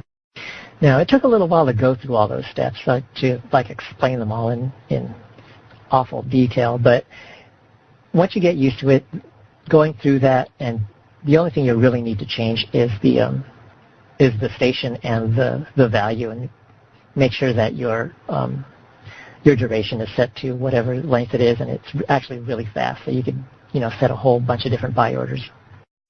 And now you have a buy order, assuming you went through those steps, and essentially you just want to wait until that buy order is fulfilled. So you'll want to wait until somebody actually sells you an item. Okay, so it looks like we have a question. There isn't a really big drawback to having a low minimum quantity on a buy order. If you have a buy order of 1,000 of an item and someone sells one, your buy order will still exist for $9.99 now, correct? No, it doesn't. That's the thing about setting a minimum. If you set a minimum of 1,000 and somebody only sells one, it'll skip your order even though it might be the highest buy, and it'll only fulfill the next one that still is only looking for items one at a time. It will never fulfill your order until somebody tries to sell at least 1,000 at a time. And the only reason you would ever do that is if for some reason you don't want to deal in mass items. I mean, you only want to deal in mass items and not individual items. You might want to do that if you do set a range. If you want to set a range for ammo, you want to buy ammo at all the way up to 5 jumps out or 10 jumps out or whatever. Then if you do something like that, you probably don't want people selling you one ammo at a time, so that you've got to wander all over the place collecting one piece of ammo so that you can bring it over to HEC to sell again. But there's really no other reason that I could think of anyway why you would set a minimum, at least not for station trading. Board Alexos asks, if you set minimum to 1, your buy order stays up. As long as you still have a quantity in your buy order, it'll stay up. So for example, if you set it to buy 10 650 millimeter cannons at a quantity, a minimum quantity of 1. If somebody sells 1, then your quantity will go down to 9, but your order will stay up and it'll still show that you're still trying to buy 9 of them. If somebody sells you 9, that'll fulfill your entire order, and then your order won't be up anymore since, somebody has already fulfilled the entire thing. Okay, so any more questions about setting your buy order? Okay, excellent. Now, for modifying orders, you will eventually want to modify both buy and sell orders. But we'll go over how to modify that buy order that you set if you're following through the steps for now. For those of you who did set up a market order, a buy order, go ahead and refresh that window there.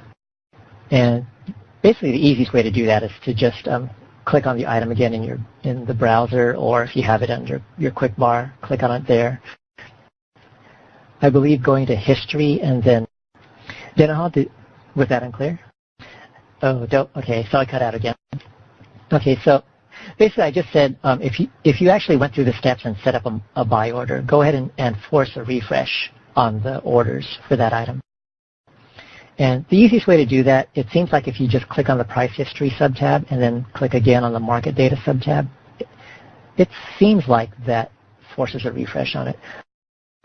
But if you want to make sure that you absolutely force a refresh, you could find the item in the browser in the hierarchy and then just click on it again, and I know that forces a refresh. So if you actually set an order, you might see that somebody might have set another order above yours. So if that happens, then you have a choice. You could either try to wait until that other person's buy order is fulfilled. Remember, when people sell, it'll fulfill the highest buy order available there. And then it'll keep fulfilling that until that's completely gone, and then it'll go down to the next highest buy order. So if you're not the highest buy order and somebody tries to sell that item, he's not going to sell it to you.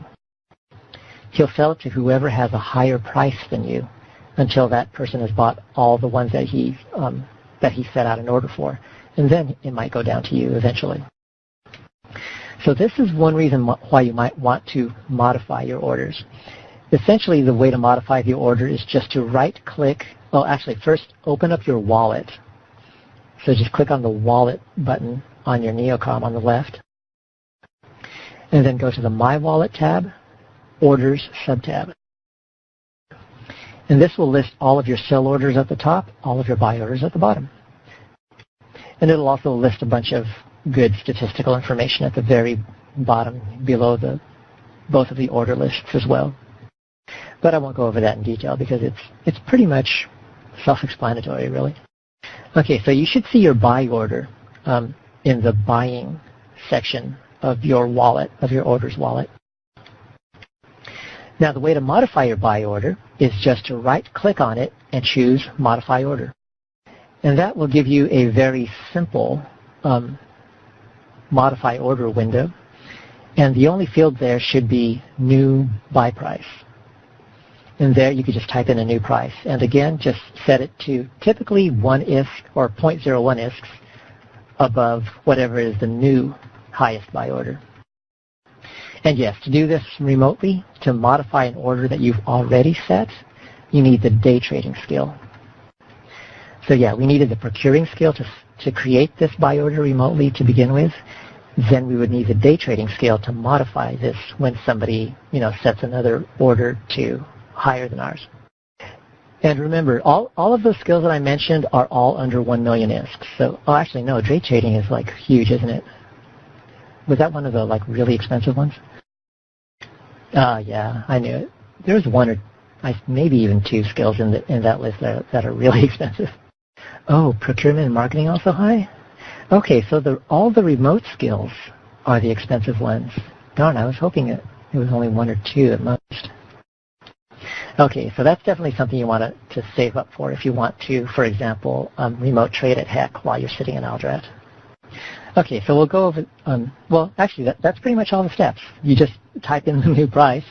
Again, usually, just 1 ISK over the new highest one, and then just hit OK, and you will have modified your remote order.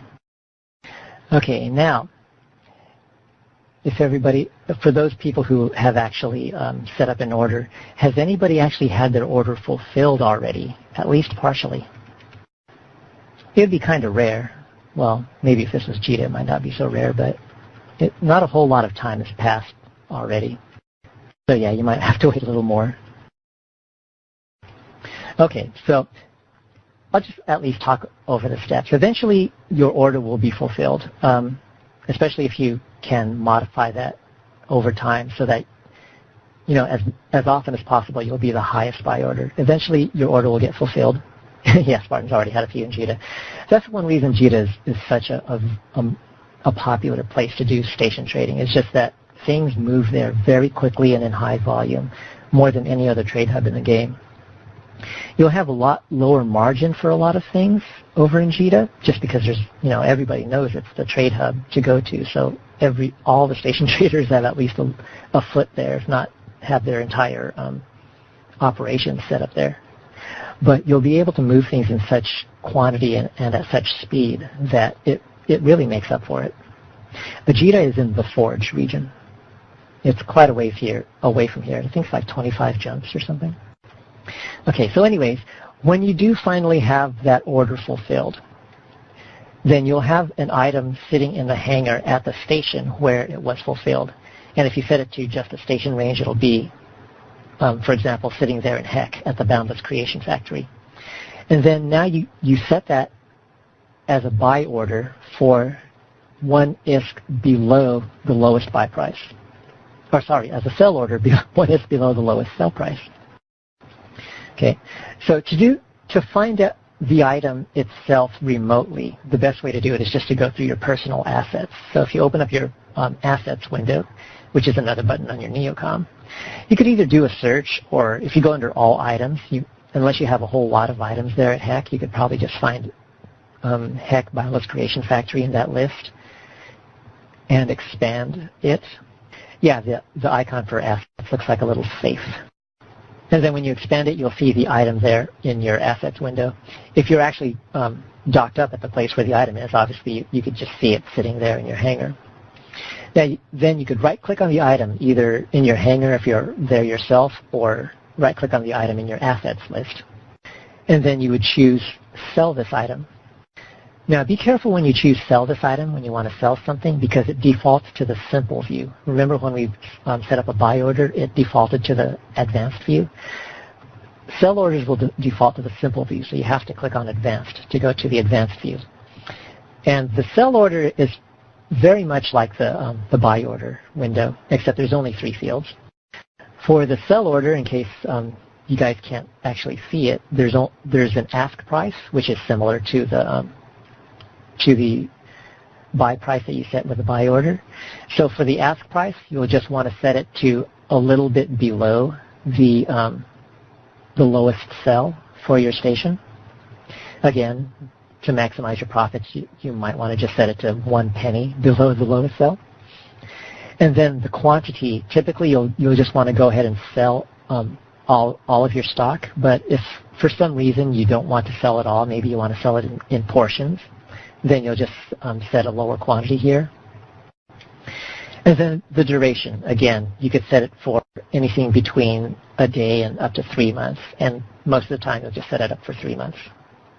And then you have the usual checkboxes of using your corp account if you have access, and remembering your settings. But then after that, you just press the sell button, and then similar to the buy order, you will then have a sell order. And then you'll just wait until somebody fulfills the sell order, aka buying the thing from you. Okay, and that is pretty much the gist of station trading.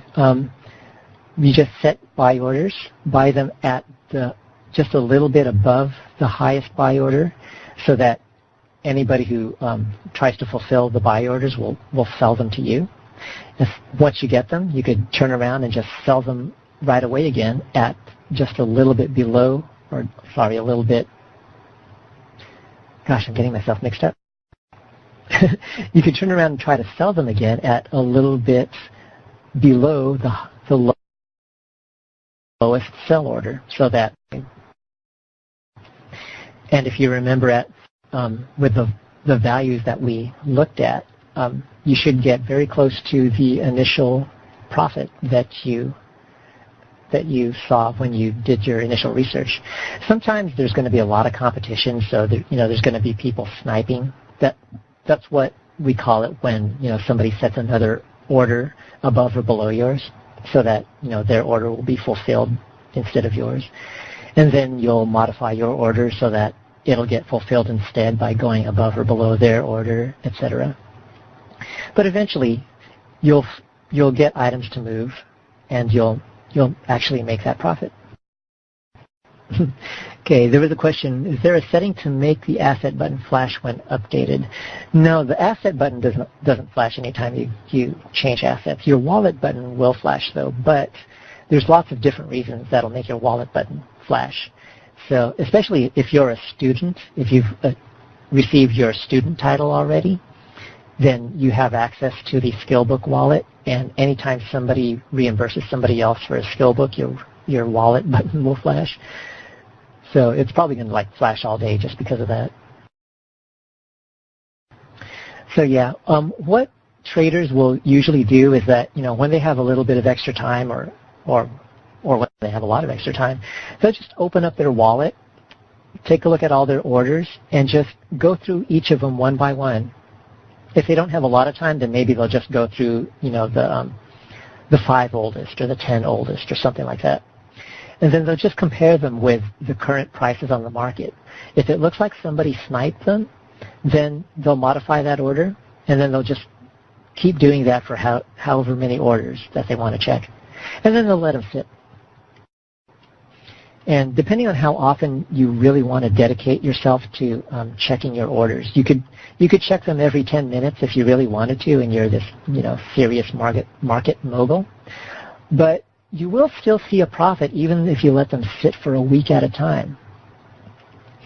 So even if you don't want to spend a whole lot of time doing all the station trading, you could just let it sit for 2-3 days at a time. Let it sit for a whole week at a time if you really wanted to.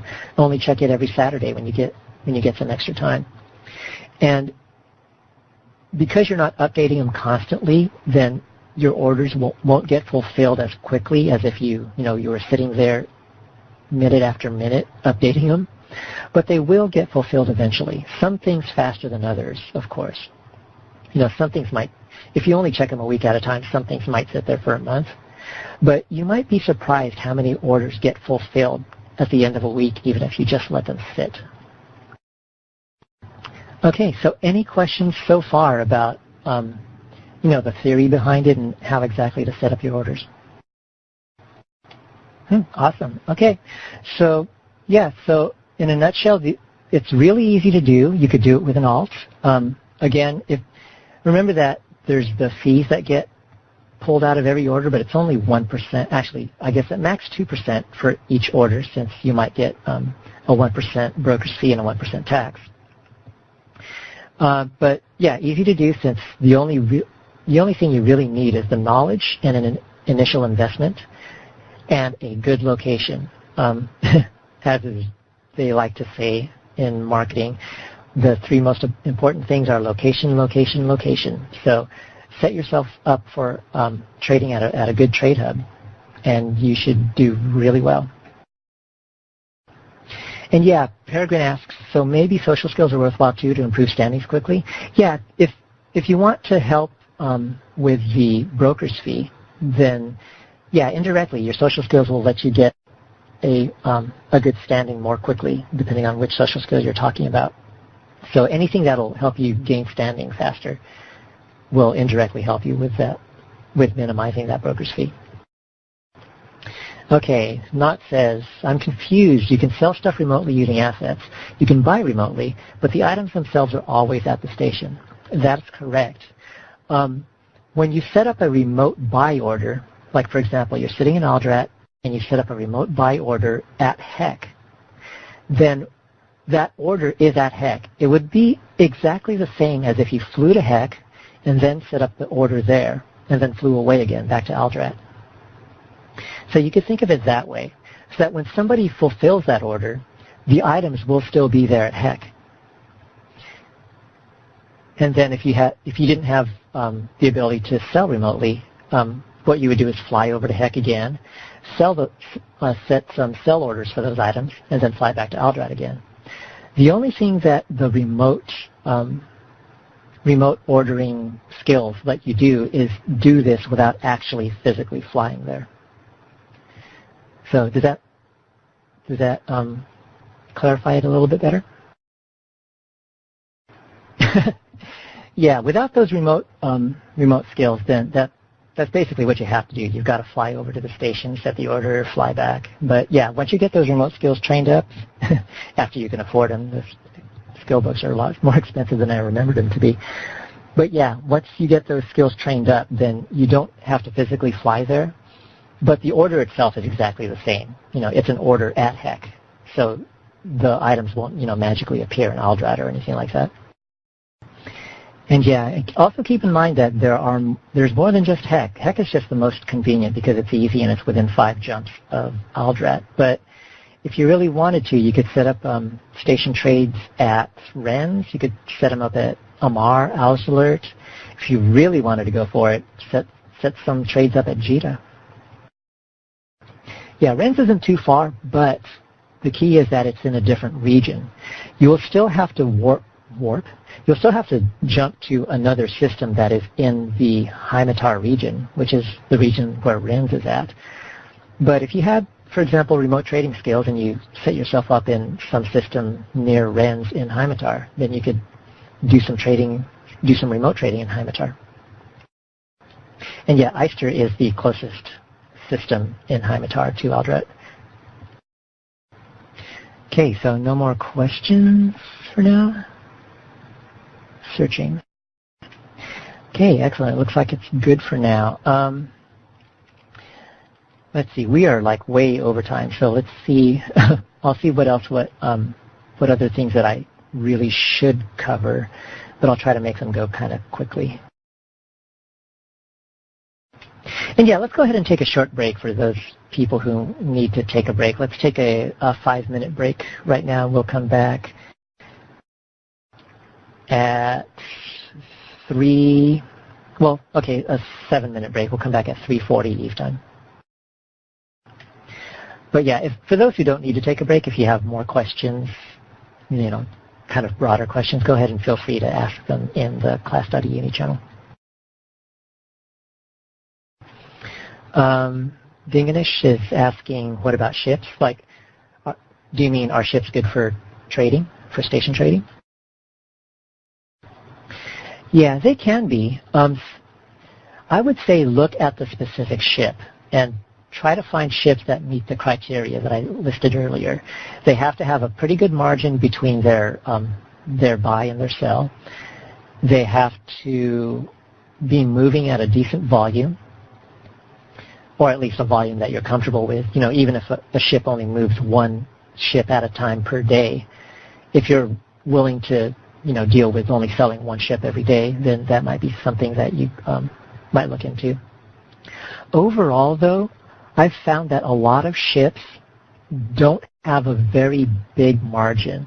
They do have a margin so that you can get some profit out of them, but it's not really huge compared to the volume that they go through. So they're okay trades, but they're not really the best you could find, and you could probably find stuff that will get you a better profit than ships. That said, though, they're not bad trades, at least not the ones that I've seen. In fact, let's take a look at a quick ship. Let's see, a Rifter's pretty popular. Yeah, it looks like Ellen already looked at it. So yeah, it looks like the HEC prices for a Rifter, semi-decent volume. They're like somebody's trying to buy 12 of them at 170K. And then the HEC sell orders are at about 185K. So yeah, 15K per Rifter, which isn't bad, but then Rifters and other ships don't usually deal in a really huge volume. Well, maybe Rifters would because that's a frigate. So yeah, that might be a decent thing to trade in. 15K profit per Rifter, though, is not a whole lot. You could probably find something better. Yeah, Tashi mentions that if you're haul trading to get the ISK, ships are good. Yeah, I'll briefly cover how to combine Hall trading with market trading after we get back from the break. But yeah, you could really get some good profits if you combine the two. But no, I won't go into contracting. You can't really combine station trading with contracting. They're like two different things. So I'm just going over things that you can combine it with. Yeah, Hex Valiant comments, it seems like there isn't relatively much effort involved in paying for an Eve subscription with ISK, buy Plex, then redeem. Actually, I'll go over some interesting factoid after this. But yeah, with station trading, you could probably get enough to pay for your game without too much effort, especially if you combine station trading with, say, missioning. If you're up to level 4 missions, you could pay for yourself with just the level 4 missions. But if you combine it with station trading, set up a few trades, go run a mission, then in between missions, check on your trades, then go run another mission, that kind of thing, you could start raking in some really good ISK. And yeah, it's not really difficult to be able to eventually anyways pay for your game by doing station trading. Remember what I said at the beginning. Station trading is widely regarded as the best money-making profession in the game. Most people would say that anyways. I would say that it could be if you get into the right markets, but it does have really stiff competition from other things. But it's definitely no slouch. You could make tons of money if you really dedicate yourself to it. Yeah, Hex Valiant comments. I say relatively compared to, say, flipping burgers at McDonald's to pay for your Eve subscription. Yeah, it's not that difficult after a while to be self-sufficient in Eve as far as your subscription goes. Obviously, when you're just starting out and you only have, $100K or $200K of capital, you're not going to be making $300 million a month anytime too soon, unless you spend tons and tons of time at it. But you can, and by the time you say have your first $500 million, say you're up to 500 million ISK, and it really doesn't take as long as most people think to get that much. But by the time you've got 500 million ISK, if you have 500 million ISK to invest in station trading, and you've got the skills to have say 45 to 60 different market orders at least open so that you're constantly buying and selling and stuff like that, you can, that is a huge potential for some really major profit at that point. Dinganish asks, can you compare and contrast the types of markets in relation to station trading? I'm not sure what you mean by types of markets. Could you elaborate on that? Mission hubs, trade. I see what you mean. Yeah, I'll be going over that in what I mentioned earlier about combining station trading with Hall trading. And Hex Valiant has an interesting idea. He says, given that without some sort of in-game way to pay for your subscription, you're going to pay real-world cash for it, I'd say go ahead and pay CCP for a Plex and sell for your C disk. Yeah, that's what some people do, and it's actually very effective. It's like, because with station trading, the more you have to invest, the more you can potentially gain.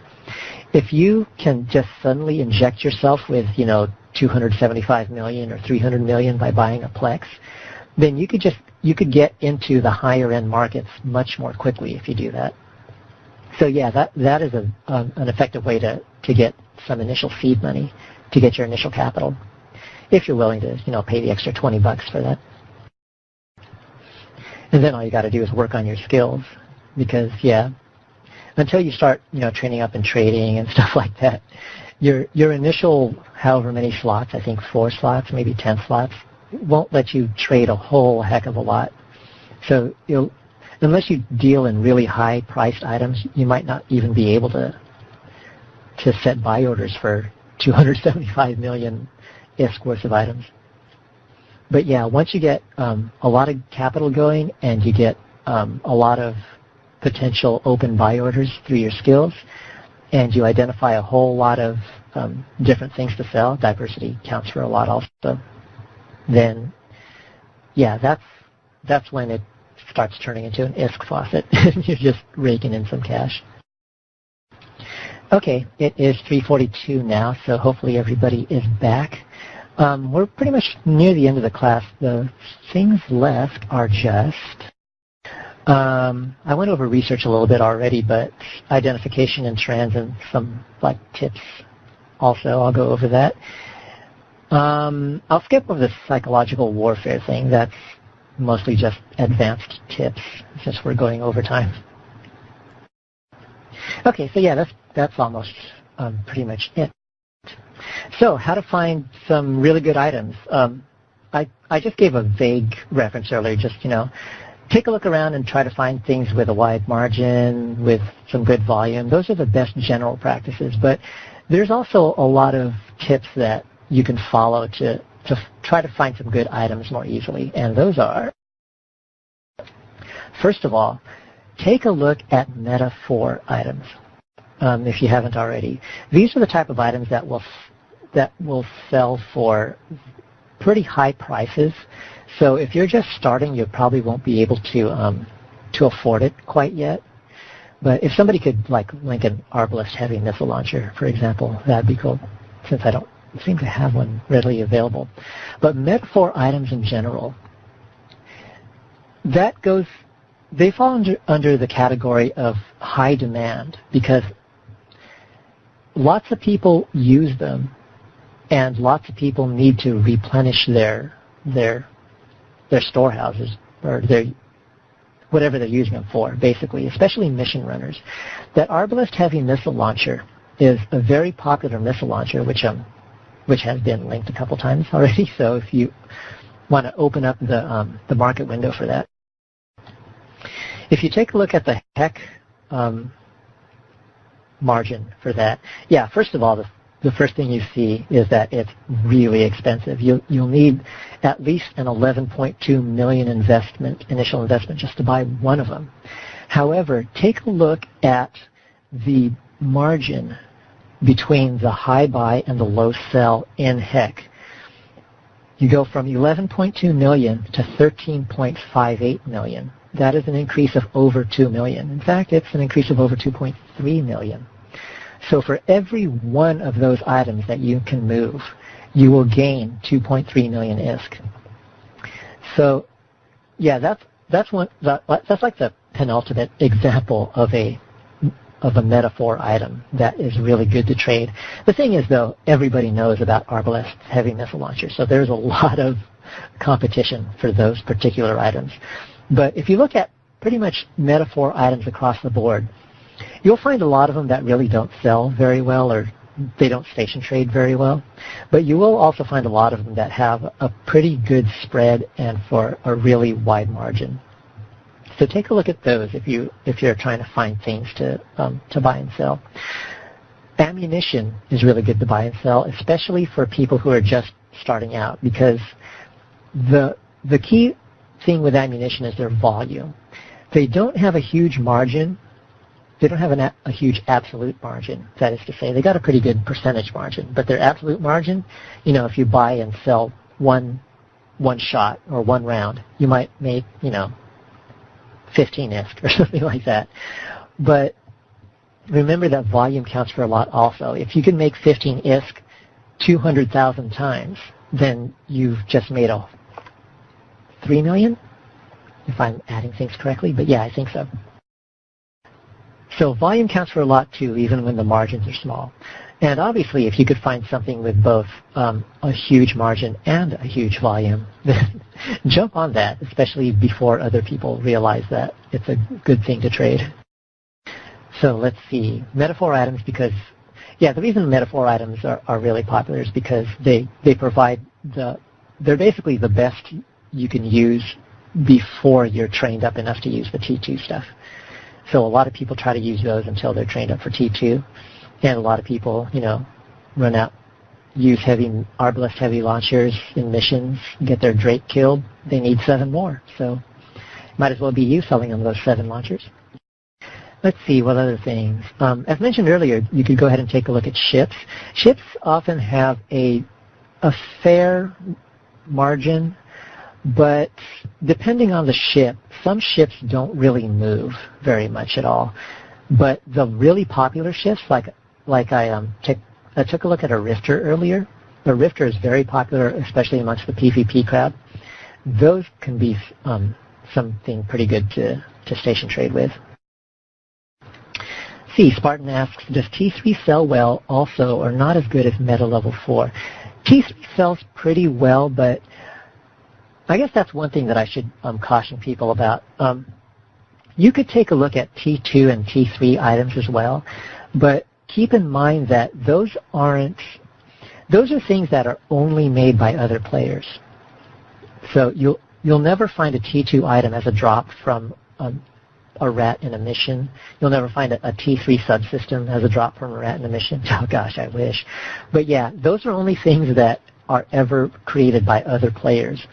So the people who are manufacturing those things, they've got a really good hold on the market because their margins. Remember how I said that station trading is probably the best source of income in the game from the accounts of most people? Some people would say that Tech 2 production gives it a run for its money.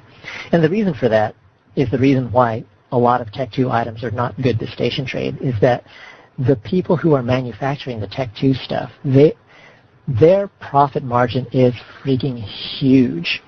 And the only reason why it's not really considered as big an opportunity as station trading by a lot of people is that the diversity isn't quite as much as 4 different meta levels of other types of items, etc. And it also takes a whole lot of skill points to get into as well, a heck of a lot more than station trading. So yeah, you could still try to station trade in Tech 2, but it's a little bit more difficult to find something good to station trade with, Tech 2 wise. It seems to be, the last I checked anyways, it seemed about the same for the Tech 3 subsystems, especially since they don't have a lot of volume. There's not a whole heck of a lot of Tech 3 pilots out there, and the ones who are out there, they don't often lose their ships so that they don't really need to get a replacement very often. But just remember the very basic rules. If it's got a wide margin, if it's got a decent volume, if you can sell it, then go for it. Even if you only sell one, if you could sell one at $2 million profit, that's still $2 million profit. Let's see. So metaphor items, essentials for gameplay is another thing. Even if it's not metaphor, if it's something that people use all the time, especially if it's something that people use multiple of in their ships all the time. Ammo is the obvious example of that. You never have just one shot of ammo in your ship. But even modules, people who use, like, for example, multiple shield extenders on their ships, shield extenders will move in higher volume than, say, a shield booster, which most of the time people only use a single shield booster on their ship. So that kind of thing. Just keep in mind the use of the items and use that to kind of temper your research into what might be a good item to sell. And yeah, that pretty much goes into the high demand category. So yeah, items that are just plain in high demand, those will obviously move more. Those will usually have a lot more competition also, obviously, but they will, if they are in high demand, they will move in bulk. And for those of you who have learned the old trading mantra that low supply and high demand make for really, really good trading, that's not necessarily true for station trading. It's really good for haul trading because, obviously if something is in high demand but there's hardly any of it available, then you could probably get immediate returns for immediate sales for it that are pretty high. But low supply isn't necessarily good for station trading, but then neither is high supply. So supply doesn't really factor in too much in station trading unless it's just ridiculously low. Unless people just everybody wants it but nobody can get it type of thing. In which case, that just messes up with the volume first of all, since you're not going to be able to move things like that in volume. But yeah. Essentially, volume is the reason why low or high supply doesn't really necessarily modify station trading, because low supply just, in the end, means low volume. whereas high supply can mean high volume if there is high demand, which means a lot of things will change hands, and you might as well. I mean, your hands might as well be some of those hands that they're changing through. And yeah, exactly. Since if any items are low supply, then, well, by definition, they might just be harder to get in the first place. And finally, I won't go into detail on market research except to link a previous post that I made. One sec. Okay, that's a previous post in the forum. So if you click on that, you might have to log into the forums to be able to see it. But if you click on that, I won't go into detail since you could just read that yourself. But if you at least go to that and take a look at the graph on the first page. And for those of you listening to a recording of this, you could just go to the forums and do a search for the anatomy of market research. That is the title of the thread. And if you take a look at the first graph of this, well, the story of this graph is that back in, oh gosh, this was July 18th, 2008 when I posted this, so it's almost 2 years ago. But on July 17th, I was just hanging around in the chat channels, helping people out with stuff, and somebody mentioned that, for some reason, melted cap consoles seems like the drop rate, something happened to the drop rate for the melted cap consoles. For those of you who don't know what a melted capacitor console is, it's one of the salvage items. If you salvage a ship, you could get some random item from that salvage, and a melted capacitor console is one of the things that you can get from it. Now, things like that should automatically trigger a little flag in the back of the mind of any good trader. Yeah, there, Ellen linked the melted capacitor console there. So you could take a look at what its current graph looks like if you wanted to. So anyways, comments like that should kind of trigger a little flag in the back of the mind of any serious or even semi-serious trader, in that, if something's drop rate got modified, then that would affect its market price. Whether it affects it up or down depends on whether the drop rate got changed to higher or lower, and also obviously its demand. So I immediately just said, okay, I need to look at this. So I took a look at the graph for the melted capacitor console, and it's exactly the screenshot that you see there on that post. And that is an obvious change, obviously. You can't get much more in your face than a change like that. Melted capacitor consoles, within the course of about a little bit less than a month, went from about 270K, well actually 290K to like almost 430K each. So yeah, that immediately triggered a red flag. And again, I won't go into full detail. You can just read that post to go into all the details of the entire storyline. But my point is just that to keep an eye out for things like that, because if you can reliably predict what that would mean to a market, then you could kind of take advantage of how the market is going to react, and you could make even more profit from your station trading. And in that case, where there's like just a sudden huge spike in the prices, that before that, what you would do at that point is that before it reaches a peak, you'd want to just buy as much as you possibly can. But you want to be careful, because if you buy too much when it hits the peak, it's probably going to start dipping a little bit after that, and you might lose something. So you want to buy as much as you can while it's going up, but not necessarily sell. And if you're really good at it, you could probably predict where the peak is going to be, and once it starts peaking, just dump everything. Sell as much as you can.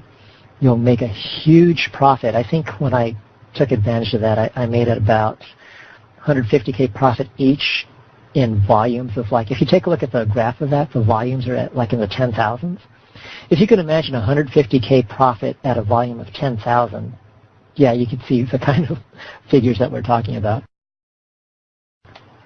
So yeah, keep a lookout for market trends like that, and you could potentially make some really good money out of that.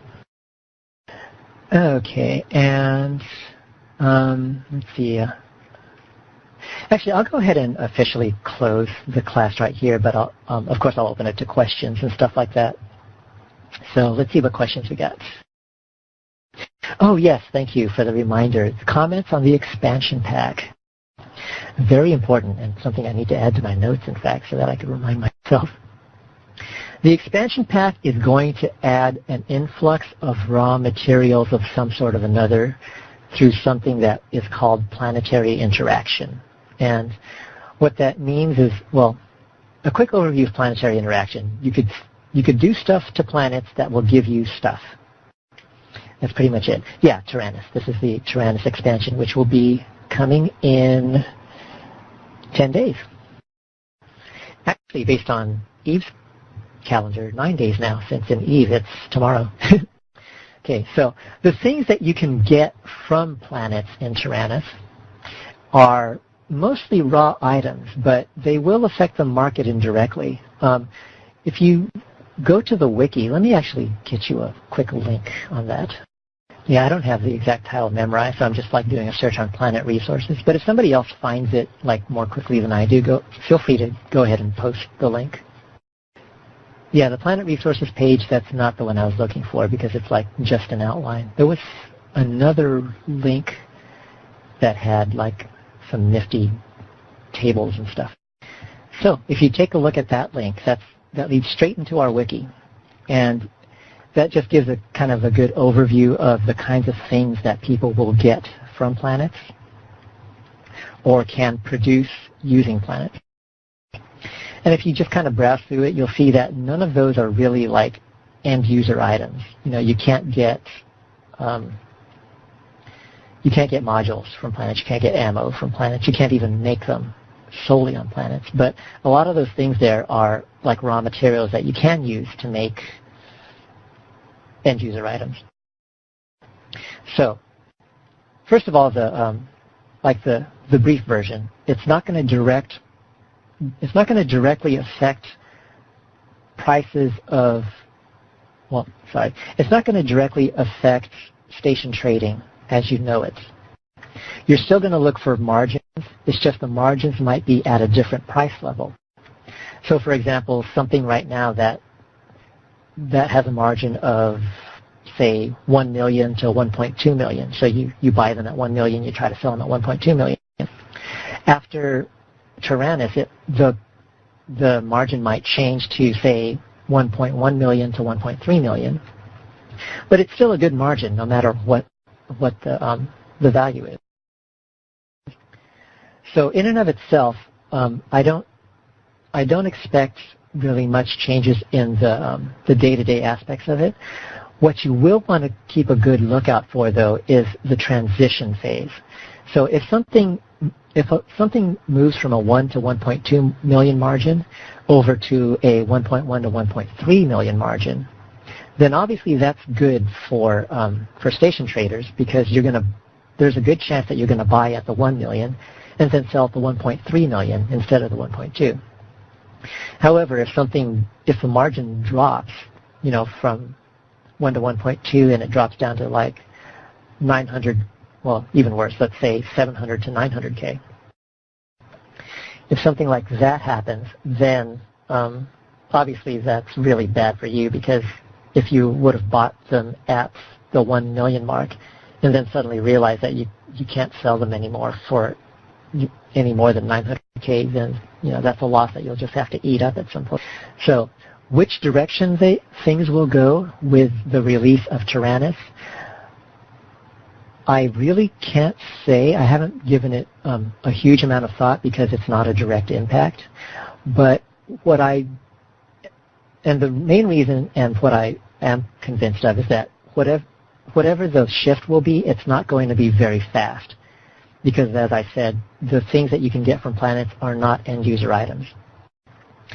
So what I would suggest is that just keep an eye out on the market and see which way things shift. And I don't expect things to, like for example with the link that I posted earlier with the anatomy of market research, I don't expect things to shift that much. I mean, that was a pretty ridiculous shift right there for melted capacitor consoles.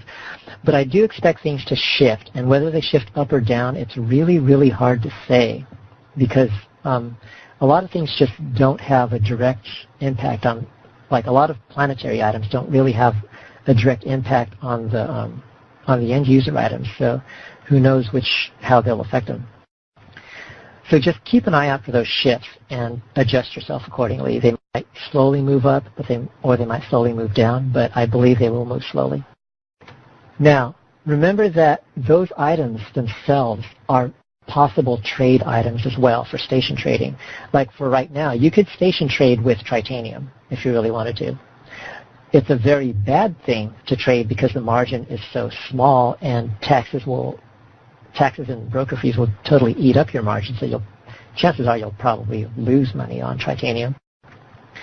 But keep an eye out for those resources that people can get from planets, because especially at the initial gold rush or initial land rush, when the planets first become available, expect a whole lot of people just to go out there and grab planets just to try it out.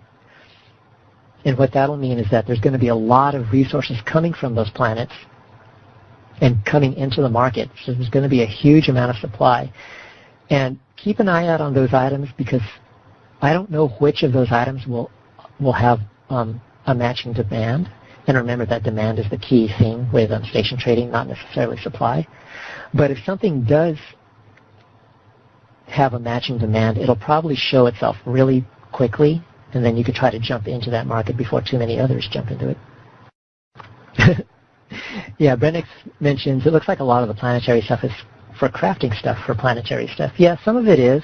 A lot of it is basic stuff for Tech 2 production. A lot of it is stuff for, actually no, that's more Tech 2 production.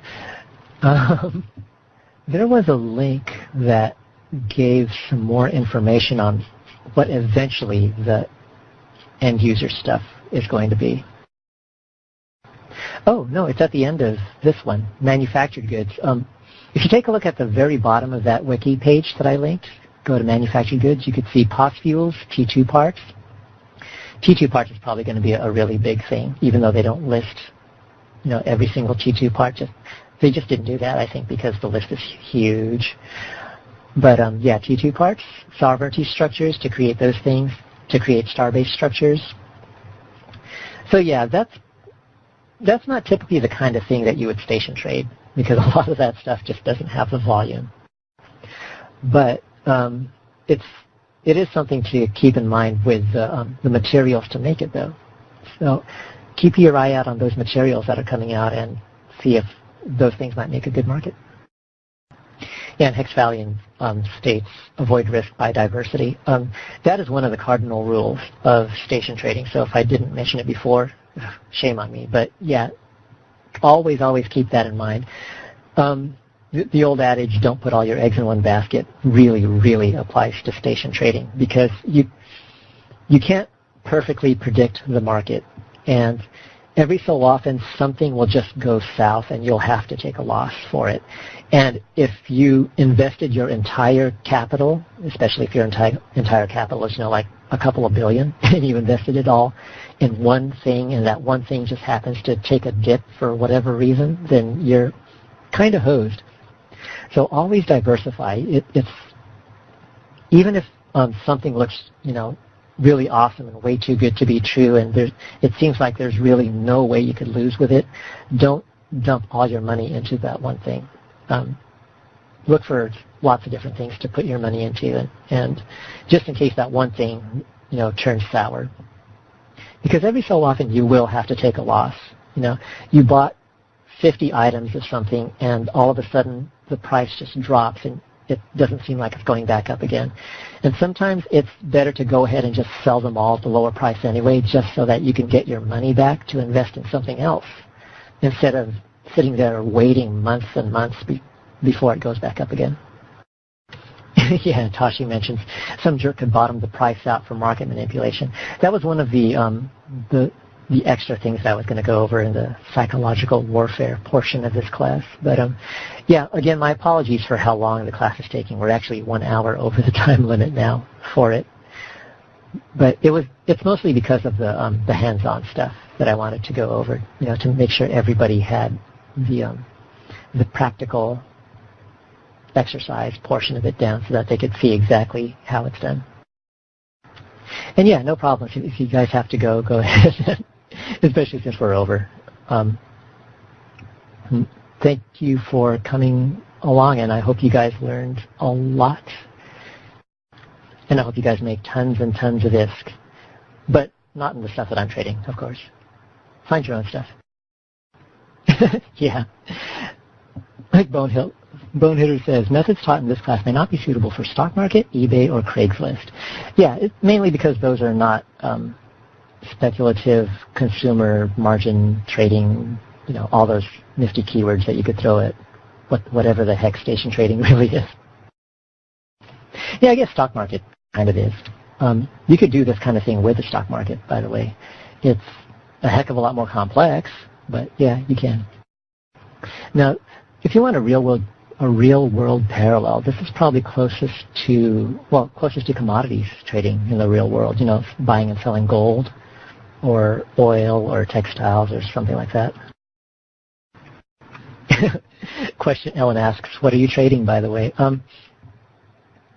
There's actually no big secret to what I'm trading. All the hints that I gave you earlier about what to trade, metaphor items, that kind of thing, those are the hints that I use.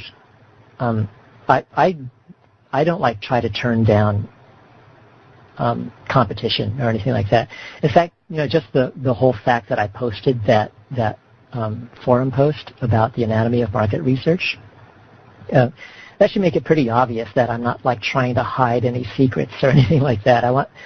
It's fine with me if a lot of other people get into the business and start trading in the same stuff I do.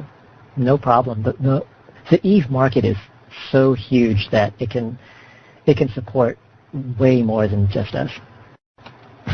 Unfortunately, that whole state of mind doesn't seem to be global, at least to different degrees, because a long time ago we set up a trading channel, and hardly anybody said anything there.